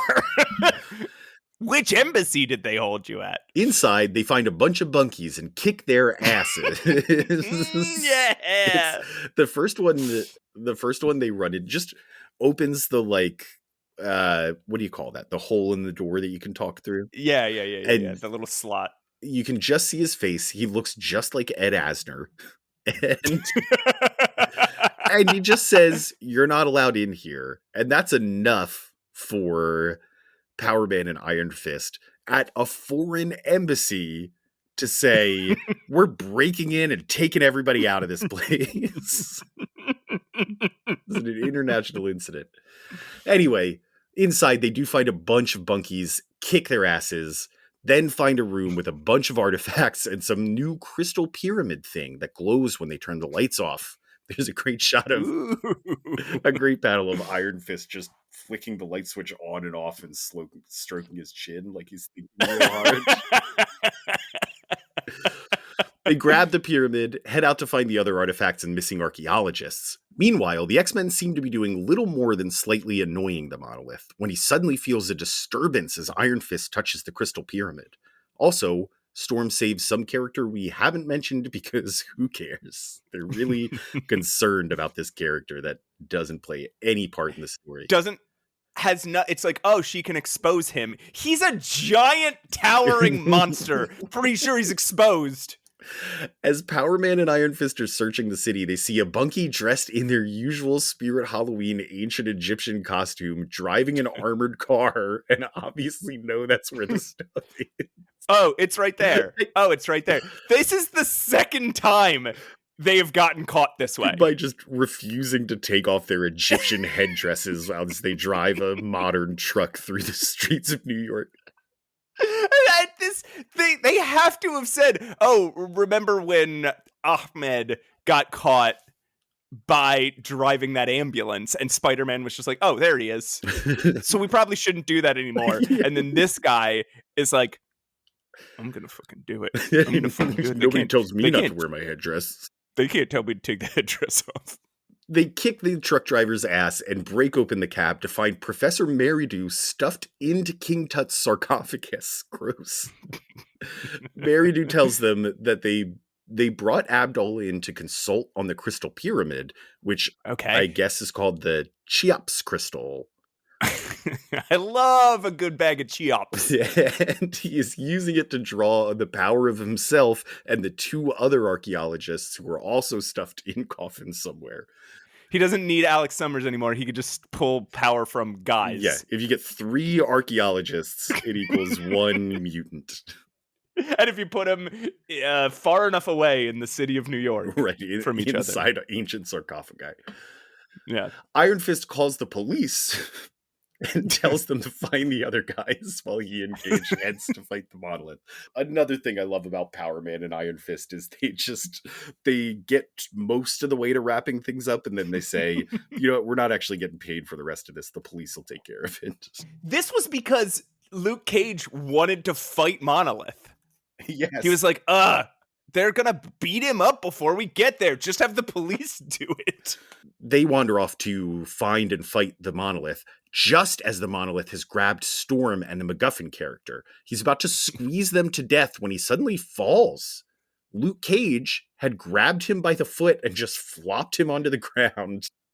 And he's saying, I'll do it again. At that moment, his strength suddenly leaves him and he's back to little old Professor Abdul. The X-Men and the Hero for Hires wrap it all up as Iron Fist destroys the priceless Cheops crystal. And Luke Cage invites the mutants to come party. The end. No, Pat, they did it again. This is the third time. Yeah, talk through it, Pat. This is the third time they've done this to no. Pat, what is his plan? He's just walking around. He just becomes a big guy and walks around. That's all he ever does. He doesn't do walking down Fifth Avenue. He doesn't do anything. And who is this guy? He's appeared in history in 56 years, Pat. He's appeared in 27 comics. We've read nearly half of them, and we know fuck all about. I'm fucking fed up with this. That is, you remember earlier in the episode when you added the Living Pharaoh graphic novel to our collection? I'm so fucking mad. I fucking, Pat, no, this can't, I need a fucking break. That sucks.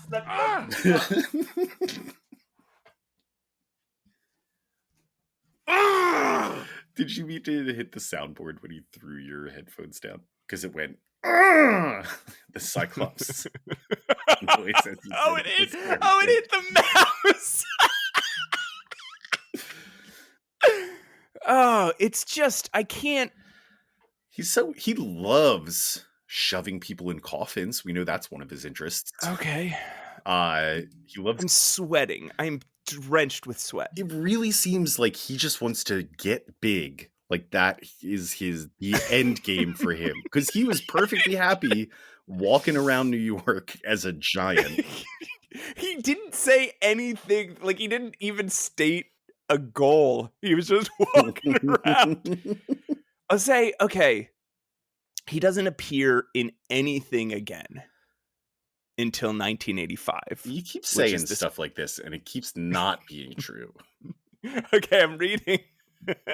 There's a really good website called the Complete Marvel Reading Order, and you can look up any character and see all the appearances they have in 616. And for Professor Abdul, the Living Monolith, it is, Power Man and Iron Fist, 1979, and then Marvel graphic novel, 1985, and then apparently that wasn't inspiring to anybody because he doesn't appear again until 1997. Wild that they would pull him back out. Well, 12 years later. In a Spider-Man comic. Well, we're not reading that. Oh, boy. All right. Jesus Christ. It makes me so... He also he loves shoving people in coffins. It's just the same story over and over again. It really is. Just he gets big and then he gets smaller and he can't do anything when he gets smaller. It seems like the whole point of this was, hey, we have to divorce that guy from Havok because we can't have this hanging over us. And we have to bring him back. Well, again, like we said last time, like we do have to bring him back if he is that tied to a main or like a B-list Marvel character. Yeah. But now that he's not, now we can maybe he won't forget come about back him for 6 years. Yeah, 6 years doesn't seem long enough, but that's fine. There's a really good moment at the beginning when Danny is trying to teach Luke a few karate moves, and Luke loses the fight very quickly. He's very cocky about it because he's big and strong, but Iron Fist is a good enough martial artist to just take him down, and then says like, hey, Luke, we're training here for a reason. Like, you should be able to handle this move. And he says, oh, you just caught me off guard is all. You caught me with your guard down. And Iron Fist says, Luke, you attacked me. This is very funny. They also have a friend in this comic called Lieutenant Scarf. Dork. Anyway, and also, before we move on, it bears repeating, it is really just a special thing that the X-Men, every time they get home from a long, painful journey, immediately go visit Iron Fist. His family to these guys. All right. Matt. Anyway, yeah. Let's move on. Can we get back to the X-Men? I would really love to. I'm gonna go. You know what I'm gonna do? I'm gonna sit here. I'm gonna tell you about Uncanny X-Men number 122. Cry for the Children. Oh. Chris Claremont and John Byrne are the creators. Terry Austin is the inker. Tom Morzakowski's the letterer. Glynis Wein colors. Roger Stern editor. Jim Shooter editor in chief. Released March 20th, 1979. The X-Men are home! And it seems as if it's been abandoned. Banshee and Nightcrawler work on the Blackbird, trying to get it running after it's been sitting and gathering dust for months. Professor X and Lilandra are gone, and the mansion has fallen into disrepair. Cyclops talks to Colleen Wing, his apparent new girlfriend. Yeah, I guess he's moved on. I guess she's staying at the mansion about the situation, and he worries about Professor X. But first, go ahead. Do you think the rest of the X-Men are like, dude, she's got to start paying rent if she's going to be living here? Like, if she's just over 3 nights a week, that's one thing. But first, Pat, the issue opens with Colossus testing his strength in the Danger Room by standing in the middle of a giant hydraulic press and complaining about how he can't do it. After a short talk with Cyclops about Colossus's insecurities, Wolverine turns up the pressure, destroys the controls, and hops into the hydraulic press himself. The motivation of not wanting to see his little buddy squished inspires Colossus to push himself to his limits and utterly destroy this presumably overwhelmingly expensive machine. Cyclops hands Wolverine a toolkit and sends him off to repair the control panel.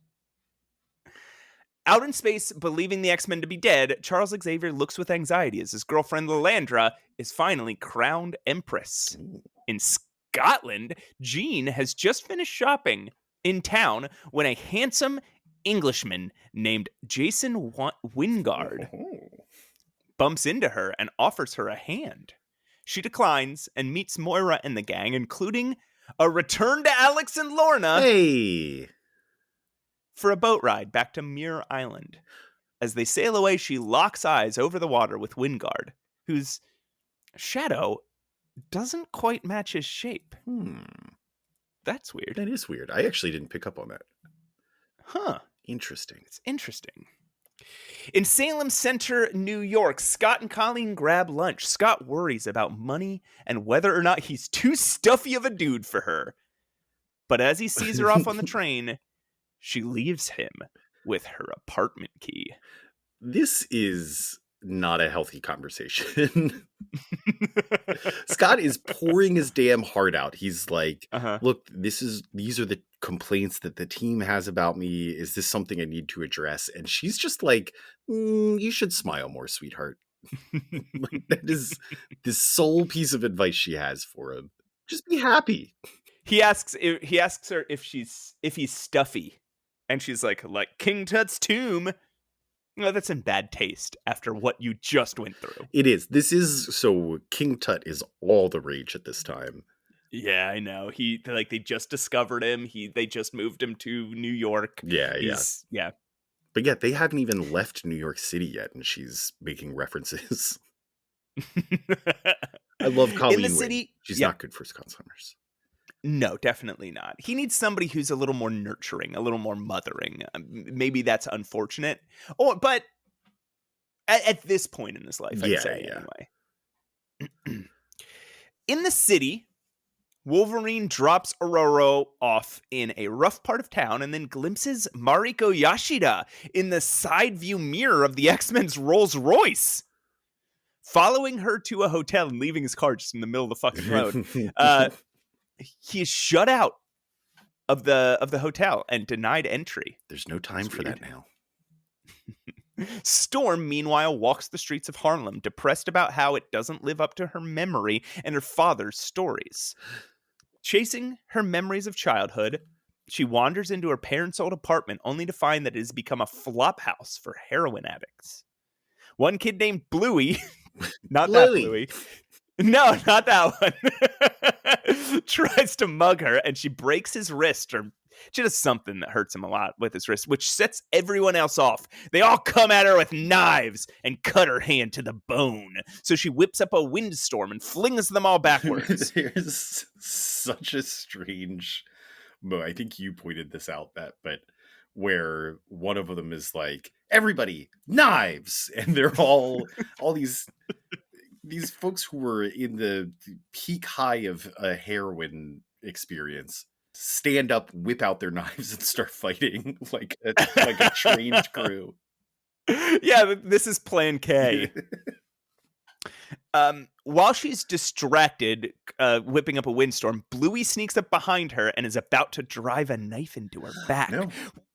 When Luke Cage appears and slams the kid into a wall. Hey.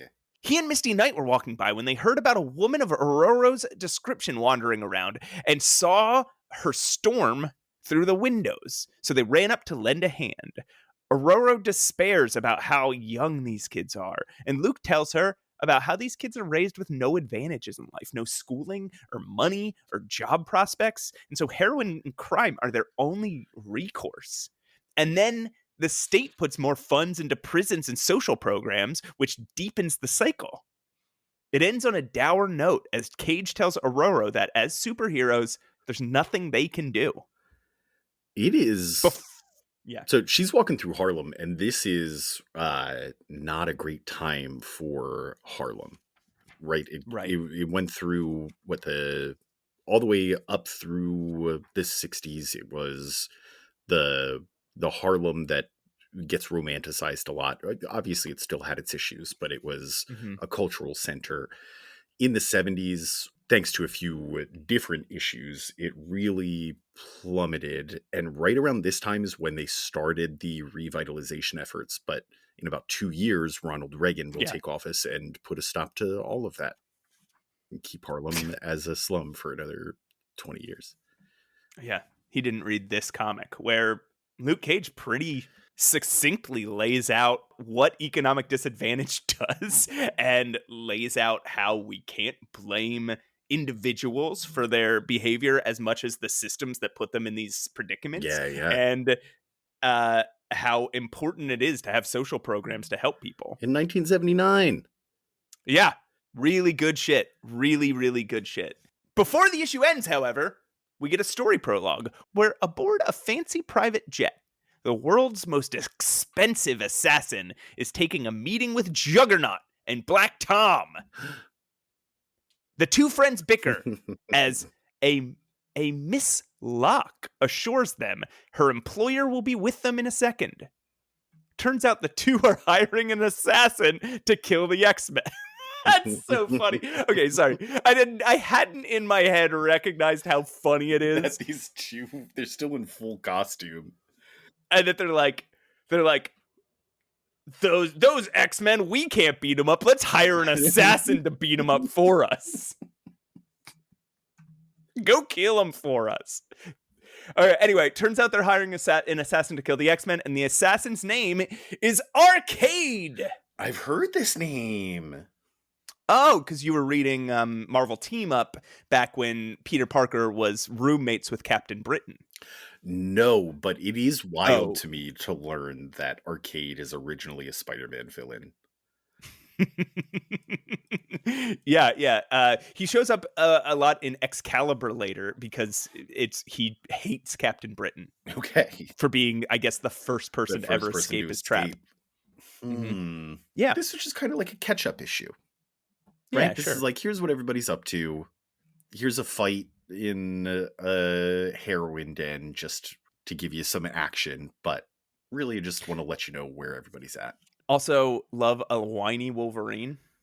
Right, where he doesn't. Scott's like, you're gonna be fixing that console you broke. And Wolverine's like, oh, but I was planning to go to the Tashi station to pick up some power converters. I was going to go out and have some fun. He's whiny. I love just again, this is what I love about X-Men comics. There's no stakes here. It's just them getting home. Agreed. And it's good. Wolverine cruising around in a Rolls Royce. Pretty cool. Yeah, definitely.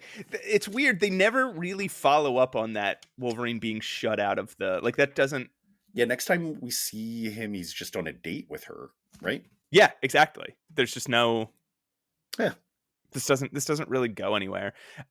Also, we couldn't get through the issue without Chris Claremont jerking off about airplanes. Like it's in the very last 2 pages. Suddenly, Arcade, of course, has to be on top of on board an airplane. A very and he has to type of airplane. What is exactly that is doing some very specific things across the seaboard. It's airplane stuff. I don't remember what it actually is because we let the pilots deal with that. So apparently, Arcade was first appeared about 2 years earlier in Marvel Team Up again with Spider-Man and Captain Britain, but it was created by Claremont and Byrne. And Claremont wanted him based on Malcolm McDowell in A Clockwork Orange. Okay. But for some reason gave him a Texas accent. He's got a Texas accent? Yeah, he's like Foghorn Leghorn. Oh, he's like, I say, you play satisfaction guaranteed or your money back. I was reading him as like British, like Welsh maybe, or Scottish. Oh, no, he's well, he says in the next issue that he was born in Beverly Hills, but in some other... Oh, yeah. He changes his origin story all the time. So no one knows what's true about him. No one knows anything about this guy. No one even knows his real name. Yeah. Well, should we find out what happens with this guy? Or maybe that's not even where we're going. Who knows? Let's just bullshit for a little longer. Yeah. What No, okay. What are you getting up to this weekend? All right. Yeah, tell me about X-Men 123. Uncanny X-Men 123, Matt. Listen. That's not what I asked for. Listen. Stop me if you've heard it, but this one will kill you. What a dumb name.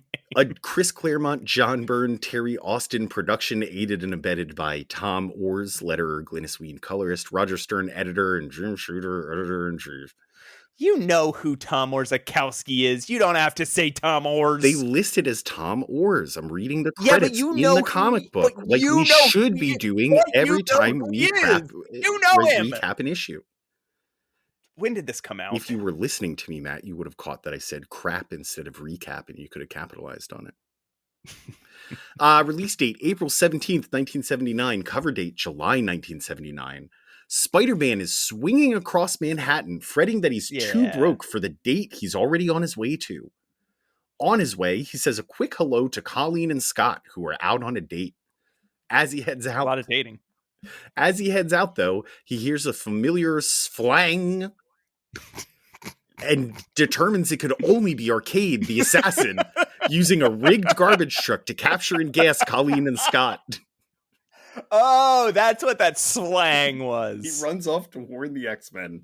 I know the sound of a rigged garbage truck which captures and gasses people that is run by Arcade the assassin. Sounds like I forgot how the sentence started. Peter and Kurt are on a double date to the opera.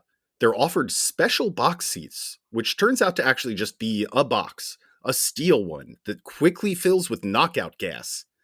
How disappointed is Colossus that this didn't turn into the foursome of his dreams? I know. He's like, ah! As he's passing out. Cut to Wolverine, leaving an enjoyable date with Mariko, thinking about love as a menacing garbage truck creeps up behind him. It's in the shadows. Cut to Xavier Mansion. The phone rings and Sean Cassidy goes to answer, but is shot in the back with a tranquilizer gun. Storm, annoyed that the phone is still ringing, goes to answer but meets the same fate. We see a gloved hand answer the phone, It's Spider-Man calling from a phone booth, and we see Arcade tease Spidey from the X-Men's phone and promise him the X-Men will die. Spider-Man destroys the phone booth in anger. Oh, Spider-Man! That was their only phone booth. It's going to take the city forever to replace that thing. Dang it! This is the extent of Spider-Man's appearance in the comic. Extremely funny that the cover brags, featuring Spider-Man. Why doesn't he do it? This is one of his things that now, these days, where he's just like, that sounds boring. I'm not going to keep... All he does is call the X-Men. It's like, I've already fought Arcade. I'm fine. I'm good. We find Scott Summers coming to in the dark. He's in some sort of lucite sphere and suddenly in costume. The lights come on and we see all of the X-Men contained in these plasticine orbs in full gear. Oh, great. Somebody undressed the X-Men again. And then put them in little plastic orbs. Again. No, I don't think that's happened.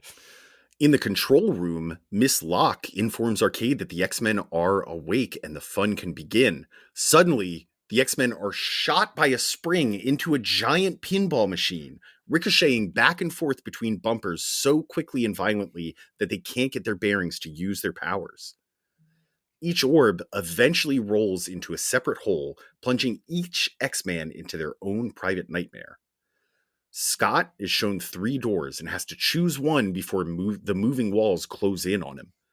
Peter is interrogated by a KGB agent accusing him of being a traitor while hypnotic lights dance behind his head. Wolverine finds himself in a hall of distorted mirrors, and all his distorted reflections are turned into androids ready to fight him. Kurt finds himself locked in a room with bumper cars with buzzsaws attached to them.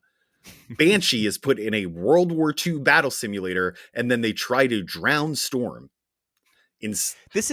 How does Arcade know so much about the X-Men's inner lives? Like this is based on the X-Men's, like, right. First, it's Cyclops being paralyzed by choice, like his choice to leave the X-Men or stay with the X-Men, to be with Colleen or Jean, right? Like he keeps coming across these choices and being paralyzed by them. Peter is terrified that he's betraying his home and his family by staying with the X-Men and developing this new family. Yeah. Wolverine is terrified of his own sense of self-identity. Who is he? Is he an animal? Is he a man? Banshee is worried that he's too old and too slow to keep up with like his younger days where he was a man of action. Storm is both powerless and claustrophobic at the same time. And Nightcrawler is afraid of cars with buzzsaws.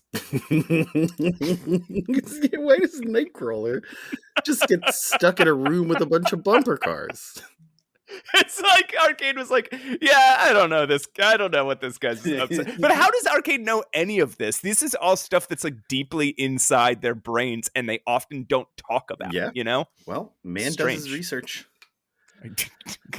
in their brains. So instead of choosing a door, Cyclops discovers that he can just shoot through the walls, and he ends up in Wolverine's nightmare.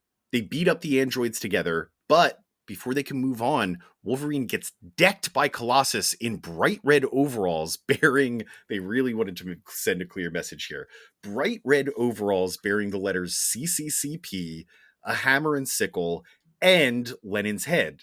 He's calling himself the Proletarian, and his mission is to smash the X-Men. Arcade watches from his control room and laughs.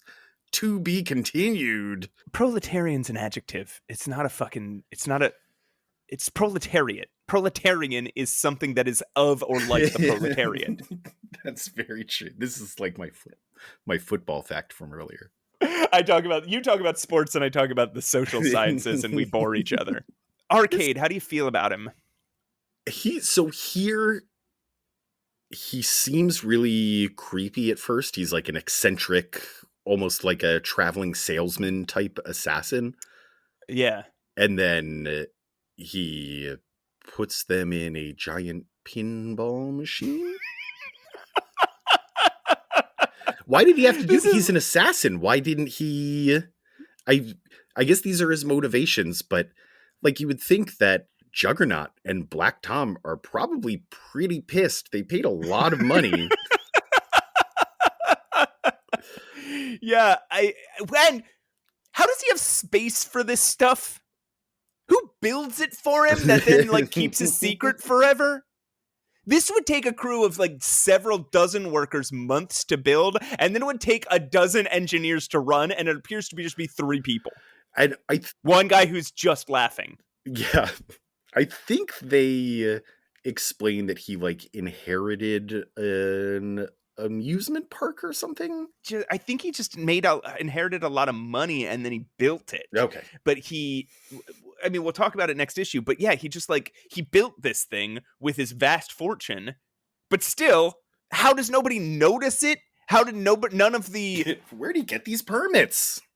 Yeah. How did none of the workers go like, yeah, I had to build like a big spiked ball that drops out of the ceiling? The thing about Arcade, and granted, this is our first time seeing him, but the thing about Arcade is it's just the same plot every single time. Oh, I captured you and maybe some hostages, and now you gotta survive my death traps. And it's like, okay, And this is what comic books have been doing to superheroes, and it was boring in the 40s. Yeah. Yeah. And apparently, Captain Britain and Spider-Man have already escaped this man. Exact one. Like, right? Is he successful? Are there comics where he does kill someone? No. I mean, I think every now and then, like, he'll kill non-superpowered people every now and then. I haven't seen it. And sometimes, like, at the beginning of an issue, it'll be like, this guy's dead. All right. Gotta clean up real quick to make room for the X-Men. And then they escape every time. So he's just putting regular people through this stuff too? Like he's just putting... Yes. If somebody put a hit out on me, he would put me in this giant pinball machine? Yeah, what would your nightmare scenario be? You'd be attacked by birds. Attacked by birds, yeah. Yeah. What would mine be? No one likes you. It would just be a bunch of people telling you that they don't like you. I don't want that. But then you would come out in a pair of bright red overalls and kick ass. So when Wolverine's walking down the street and he's talking about how he's in love with Mariko, and he mentions, this is the second time in 3 issues that he's mentioned Cracklin Rosa. Okay. Who, when he was in Alberta, he was like, he mentioned, oh, maybe I should go see Cracklin Rosa, or maybe I've put those days behind me. Right. And it's clear that she's a sex worker. Oh. So I looked into it. I was like, why the fuck do we ever meet Cracklin Rosa in a Marvel comic? Or like, this is the second time he's mentioned her. So there's a Neil Diamond song called Cracklin Rosie, which is a song about being in love with a sex worker. And the song is named after a type of Canadian wine. And it was inspired by a story that Neil Diamond apparently heard about a native tribe in the Toronto area. So it's got all these fucking connections to this moment. Exactly, to the moment where Wolverine was walking down the street, and then it's just it's weird. That is weird. Yeah. I will say, for as kind of stupid as the villain plot is here, John Byrne nails the pinball machine art. Like, right. I don't know how. I know how. He probably found some pictures, but like for him to see the detail of a pinball machine this way and the way that he draws it out is just, it's cool. It's psychedelic. It's very Carnival Funhouse, and he's the right guy to handle it. Yeah, though he does draw circuit boards on like everything, which is a thing that comics do a lot. And it made me, as a kid, think that electronics were a lot more complicated than they actually are. like where the plunger is. It's a simple, like the plunger of a pinball machine is as simple of a machine as you think it is. Yeah. But John Byrne draws it with circuit boards just all over Yeah, it. several circuit boards to to get this spring to go. Honestly, I kind of like this look for Peter. Oh, yeah, me too. The bright red overalls. I think it's his current costume just doesn't do justice to how jacked his lower half is. He is like, this is showing off his hips, it's showing off his thighs. Yeah. He's got a nice little butt popping out. And hey, he's a Marxist. What? That's fine. Why be ashamed of it? Yeah, it is. Again, it's a little performative to have the hammer and sickle and CCCP and Lenin's head all there at once, but yeah, I mean, it's not like I like Lenin. It's not like I like Leninism, but hey, I him calling himself I don't like it that he's the proletarian. I wish he was the proletariat. I think that would be a better name. Sure. And then I'd be like, yeah, I'm on board. Hey, Marxism's pretty cool. He's having his moment. All right, Pat, do you want to hear about the last issue that we're talking about today? It's called Uncanny X-Men 124. He Only Laughs When I Hurt, or do you not want to hear about it? I want to hear about it. Chris Claremont and John Byrne are co-plotters. Terry Austin is the inker. Tom Orzechowski is the letterer. Glynis Wein is the colorist. Roger Stern's the editor. Release date, May 15th, 979. What? Did you notice that in the last issue, just for one issue, it was Chris Claremont, John Byrne, and Terry Austin collaborating? And he must have done something wrong, because now in this issue, we're back to Chris Claremont and John Byrne collaborating, Terry Austin doing inks. Yeah, man. I don't know the politics between these guys. May 15th, 1979. Cover date August 1979. Arcade is laughing. Wolverine and Cyclops are facing their potential dooms at the hand of a brainwashed Colossus, and Arcade is laughing? Great. Colleen Wing, trapped with Amanda Sefton and Betsy something in big weird present boxes with just their heads poking out, yells at Arcade. Such a strange scene. Like, I guess that's just his punishment for them, is wrapping them up like gifts. Right. And then, like, it doesn't really make sense why he needs hostages here. Yeah, he doesn't. Right? He doesn't. No. In response, he kisses her and tells her his life story. Ugh. He was a spoiled rich kid. Which one would upset you more? If you're wrapped up in a present and somebody's like, I'm going to kiss you without your consent, and I'm going to tell you my life story. Kiss me twice, kiss me 3 times, please, don't tell me your life story. Hear about your spoiled childhood. He was a spoiled rich kid, 21 years old in Beverly Hills. So why does he have a Texas accent? When his dad cut off his allowance, so he blew him up with a car bomb. After which he became a renowned hitman and used his fortune to build Murder World. That's clever. A massive amusement park made for killing anyone who enters it. He pivoted to hunting superheroes when he was hired to kill Spider-Man and Captain Britain, and they beat him, and now he's getting all horned up watching the X-Men try to do the same. Idiot.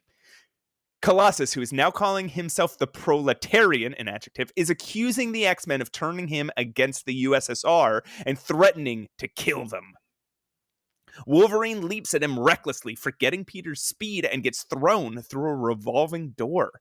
The Proletarian then grabs Cyclops and does the same, but feels overwhelmed with regret. He almost shakes off his brainwashing, but it kicks back in and he goes stomping off looking for the X-Men. Cyclops is now barreling down a fun slide when he skids into Nightcrawler's giant fishball chamber and saves him from a buzzsaw car.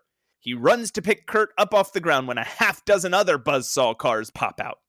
They begin to run, but then Cyclops decides to flip from defensive to offensive, and using his super geometry brain, which seems to be a superpower, I guess. So cool. Like, they talk about it like it's a superpower. They call it a unique inborn talent for spatial geometry.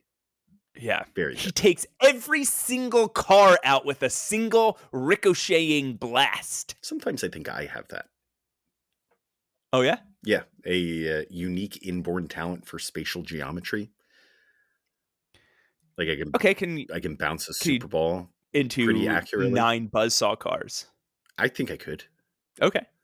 All right, well, we'll Let's test set it it out up. Yeah, sometime. yeah. Yeah. We also, what was the other thing we needed to do? Try and catch a ping pong ball in a peach basket or something? Oh yeah, we got to see if that's actually hard or not. Maybe it's a grape. Anyway, then Cyclops bursts through the side of the fishbowl into the mechanisms of Murder World, and he and Kurt decide to split up. Meanwhile, Wolverine has ended up in Banshee's room, and they're both fighting futuristic Star Wars rip-off spaceships. Wolverine, however, can use his senses to tell which threats are real and which are illusions. So, having the same idea as Cyclops, which is kind of cool. Like, they are separate, and they make the same choice. Yeah. Having the same idea as Cyclops, he rushes to the wall and tears it open with his claws. However, carving into the maintenance tunnel, they find themselves immediately faced with robot duplicates of Magneto and the Hulk. Now, what's the point of a robot Magneto? It's the same thing we keep running. Are they duplicating the powers of these heroes? And then if so, what's unique about the heroes? Yeah, they're just fighting hand to hand with Magneto.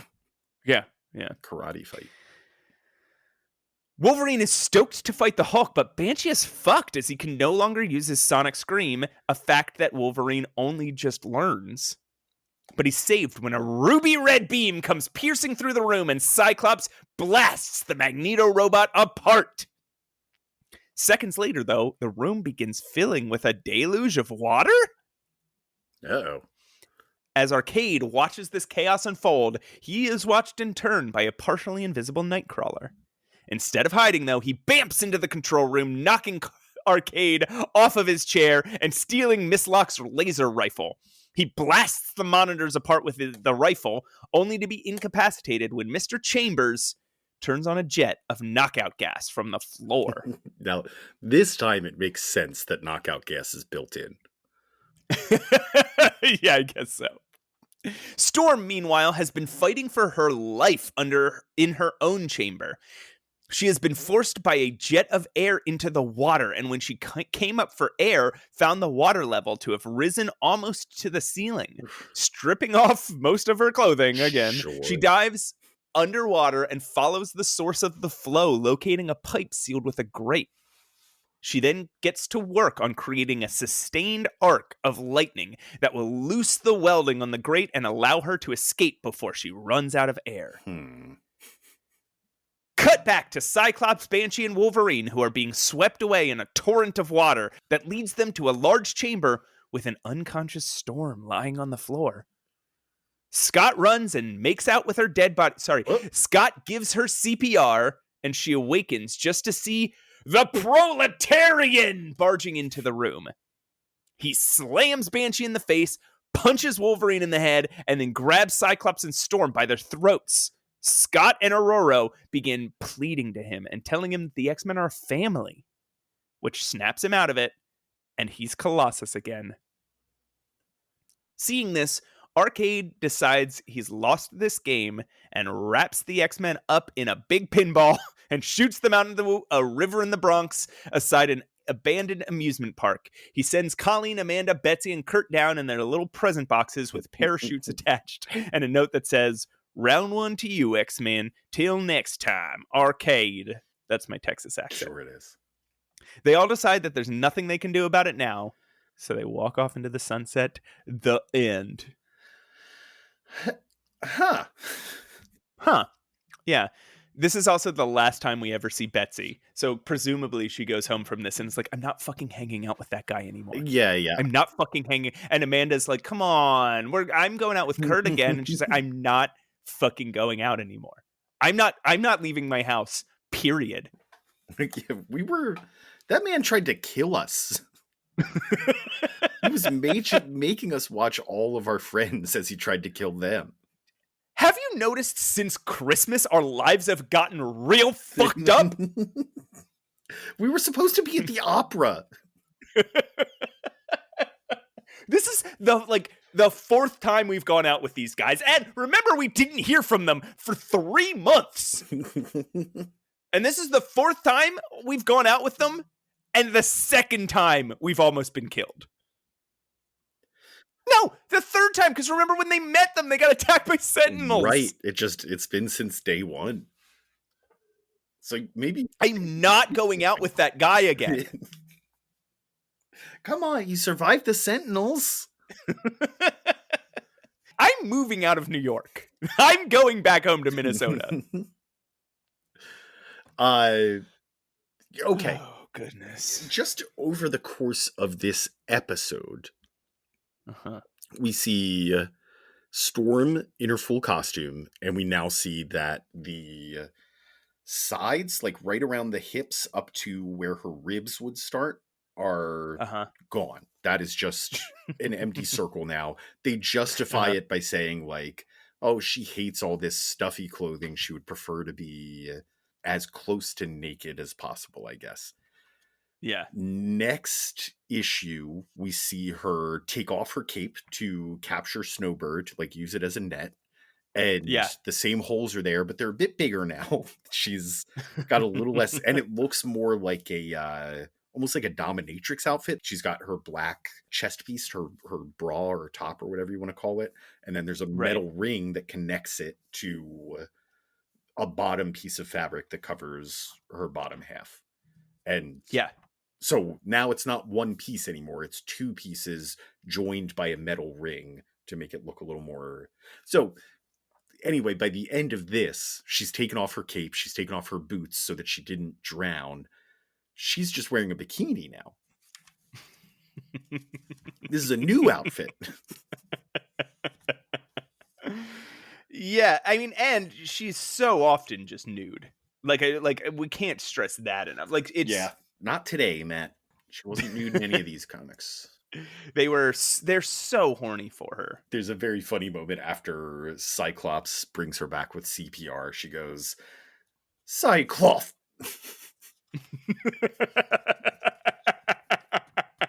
She calls him Cyclaugh. Arcade, man. So this issue was pretty dynamic. Like the way that all of their stories kind of collide is interesting. And I, for the sake of time, shuffled things around so we weren't jumping back and forth so much. But this issue jumps back and forth a lot, and when they finally all come together, like, it is pretty cool. Yeah, we get some good character moments here. We get the discussion, the full official discussion about them feeling like they're a family. I also, I think, I don't know for a fact, but I think that this was the conclusion of Colossus's insecurities around not being good enough for the team. We'll find out. We'll find out, I guess. But it starts with Wolverine helping him conquer that fear. I think it's because Arcade points out, like, boy, this guy was actually pretty easy to brainwash for a hero. It seems like that is tied into his just lack of self-confidence right now.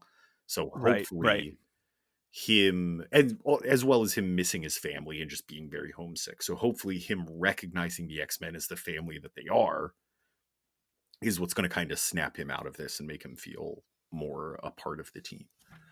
Sure. That's my hope. I'm just going to leap into it before we get into Pat Steals and Steals. How do you feel about this whole chunk of issues? The first half of 1979. I think it's just fine, right? The Alpha Flight stuff is interesting. It's opening the world up a little more. I like that stuff a lot.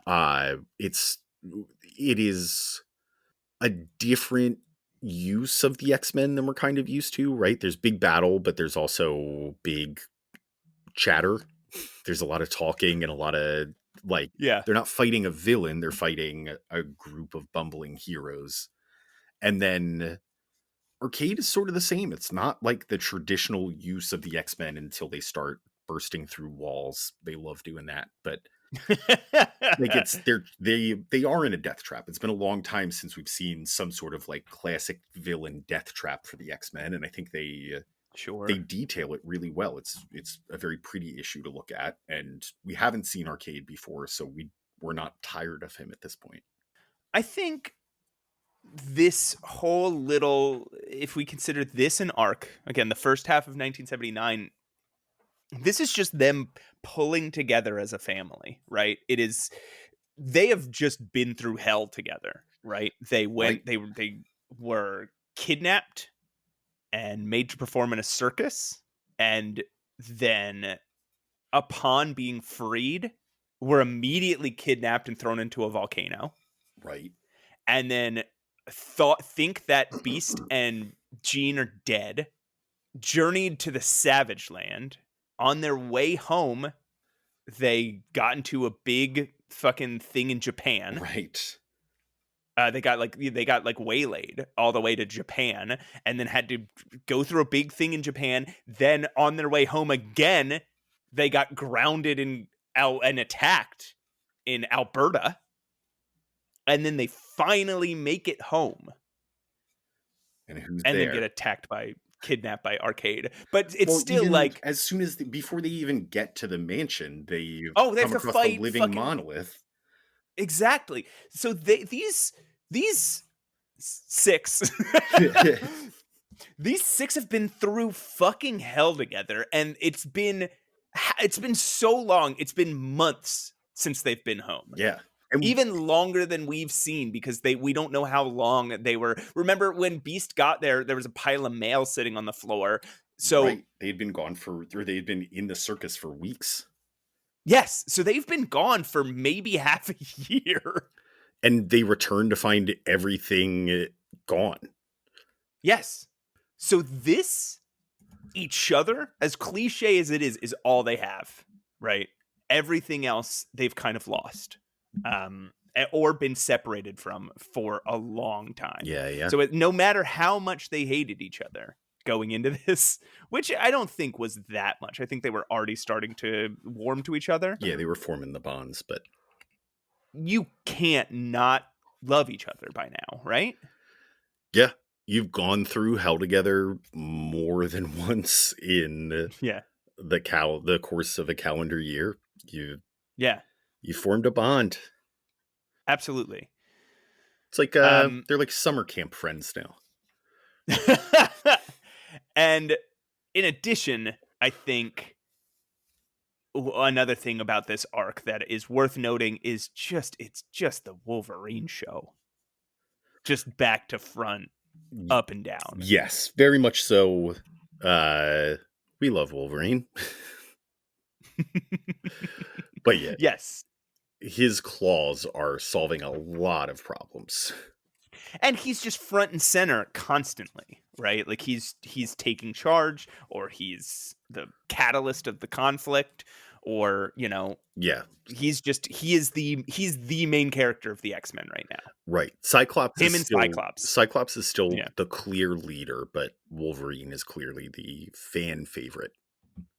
And I would say, this is still a story about, I think, like, I read somebody the other day say that X-Men is the story of Cyclops. And there's a lot, I don't think that's entirely true, but there is a lot of truth to it. And I think especially that's true at this part, but like at this point, it's the story of Cyclops and Wolverine.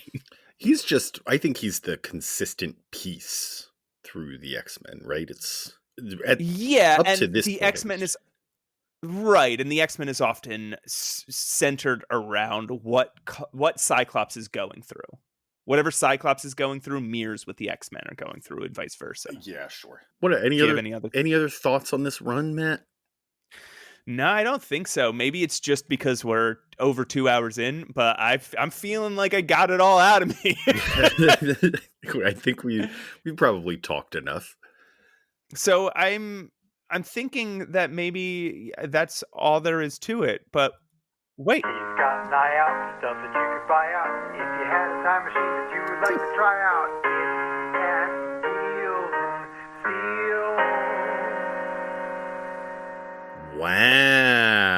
Wow. Big thanks to Krills Wilson for the new and shiny Pat's Steals and Deals theme, in which he calls it Deals and Steals. So maybe we're changing the name.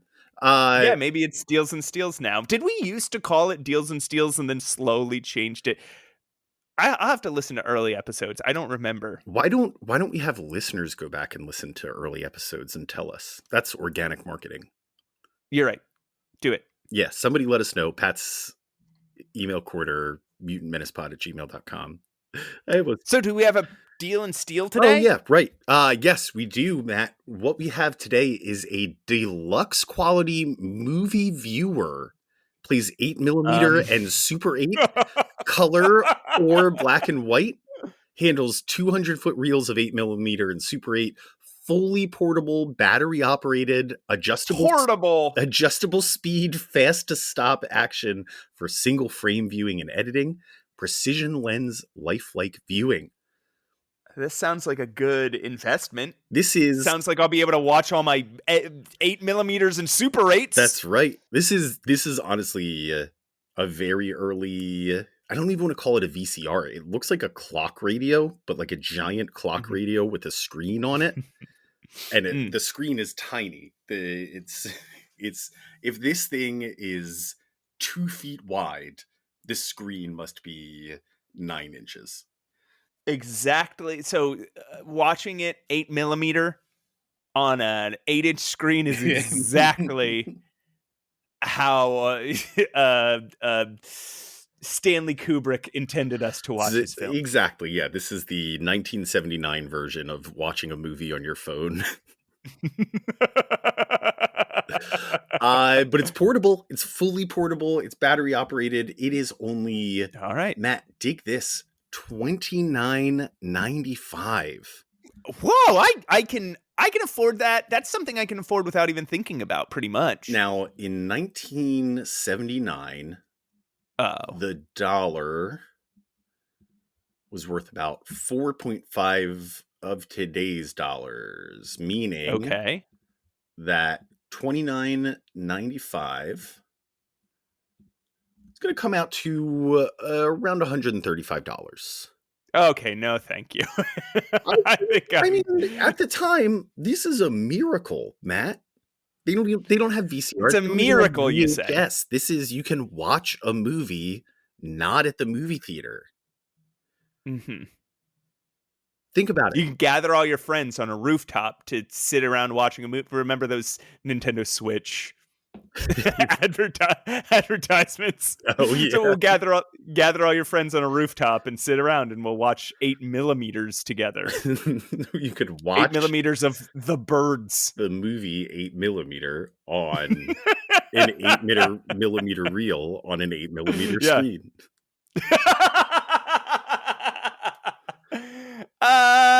I think I'm gonna pass on this Pat Steele and Deal. It's also $2.50 for postage, which that's how they get you. $4.50 a dollar comes out to over $10 postage. That's crazy. And batteries not included. I mean, for a movie, if you were to buy a DVD player, Blu-ray player, what are we on now? If you were to buy that today, Netflix. It would be more than $10 shipping. If you were to buy a Netflix player today, it would be more than $10 shipping. There's not if you got it from like Amazon, but if you bought it on eBay. There's one other little interesting detail here, Matt, because I don't think we've gone long enough. For CODs, send a Goodwill $5 and pay the postman the balance plus COD charges. COD is cash on demand. You used to be able to order products like this through the mail off of TV or out of comic books, not pay for it, and just pay the postman cash when he showed up at your door. Otherwise, what, he just sends it back? I guess. That's such a strange concept to me, but it's the thing that used to still happen in our lifetimes as old men. Mug the postman. Exactly. How did that not happen all the time? I mean, it's a federal offense. You cannot attack a postman. Yeah, exactly. You're going to prison for a long time. When I was a kid, a friend of mine and I put a tomato in a mailbox and then thought we were going to go to prison for it. Somebody was like, "That's a felony." How long? How many nights did you think about that? It was probably about a week. And I couldn't tell my parents. Yeah, I just committed a federal crime. Well, that's a pretty good deal, and it's a pretty good steal. Do we play them? Do we play the theme on our way out too? No. Let's do it this time. No, let's do it this time because it's our first time. That's true. It's a 6 song. And in the future maybe not. But He's got an eye out, stuff that you could buy out. If you had a time machine that you would like to try out, it has wheels and seals. that's really good. Well, Patrick, it's been another fine week. Matt, This was a long one and a late night recording. it was So, even later now than it was when we started, too. That's weird. Strange. Just keeps happening. Before you wrap up, Matt, though, I do want to say a quick thanks to Krills Wilson for all the themes he provided for the show, as well as to Julia Selly for her voicing of Trish Tilby in the intro. I want to let people know that you can still email in and join our street team. We'll send you a badly drawn picture of an X-Man that you love. Just send us your address and your favorite X-Man. Yeah. And also, we're asking you to give out some flyers to your local. Yeah, give out the flyers nerd when shops. you. Yeah, I mean that's how you listened to the thing already, or write into Pat's email corner, and it's mutantmenacepod@gmail.com. Also, go around and leave us reviews everywhere that a review is able to be left, or comment, like, subscribe, leave reviews on YouTube, Apple Podcasts, and Spotify. Even Instagram. Instagram too. Follow us on Instagram. Instagram. Mutant Menace. At Instagram. Instagram and Instagram.Instagram. No, Mutant Menace Pod on Instagram. And shit, Pat. What else do we got to tell them? Why? I think just this last bit, Matt, which is like we always say, we can save humanity from Doc Doom or Galactus, but not from itself. And as we leave you with at the end of every episode, who you calling a heathen?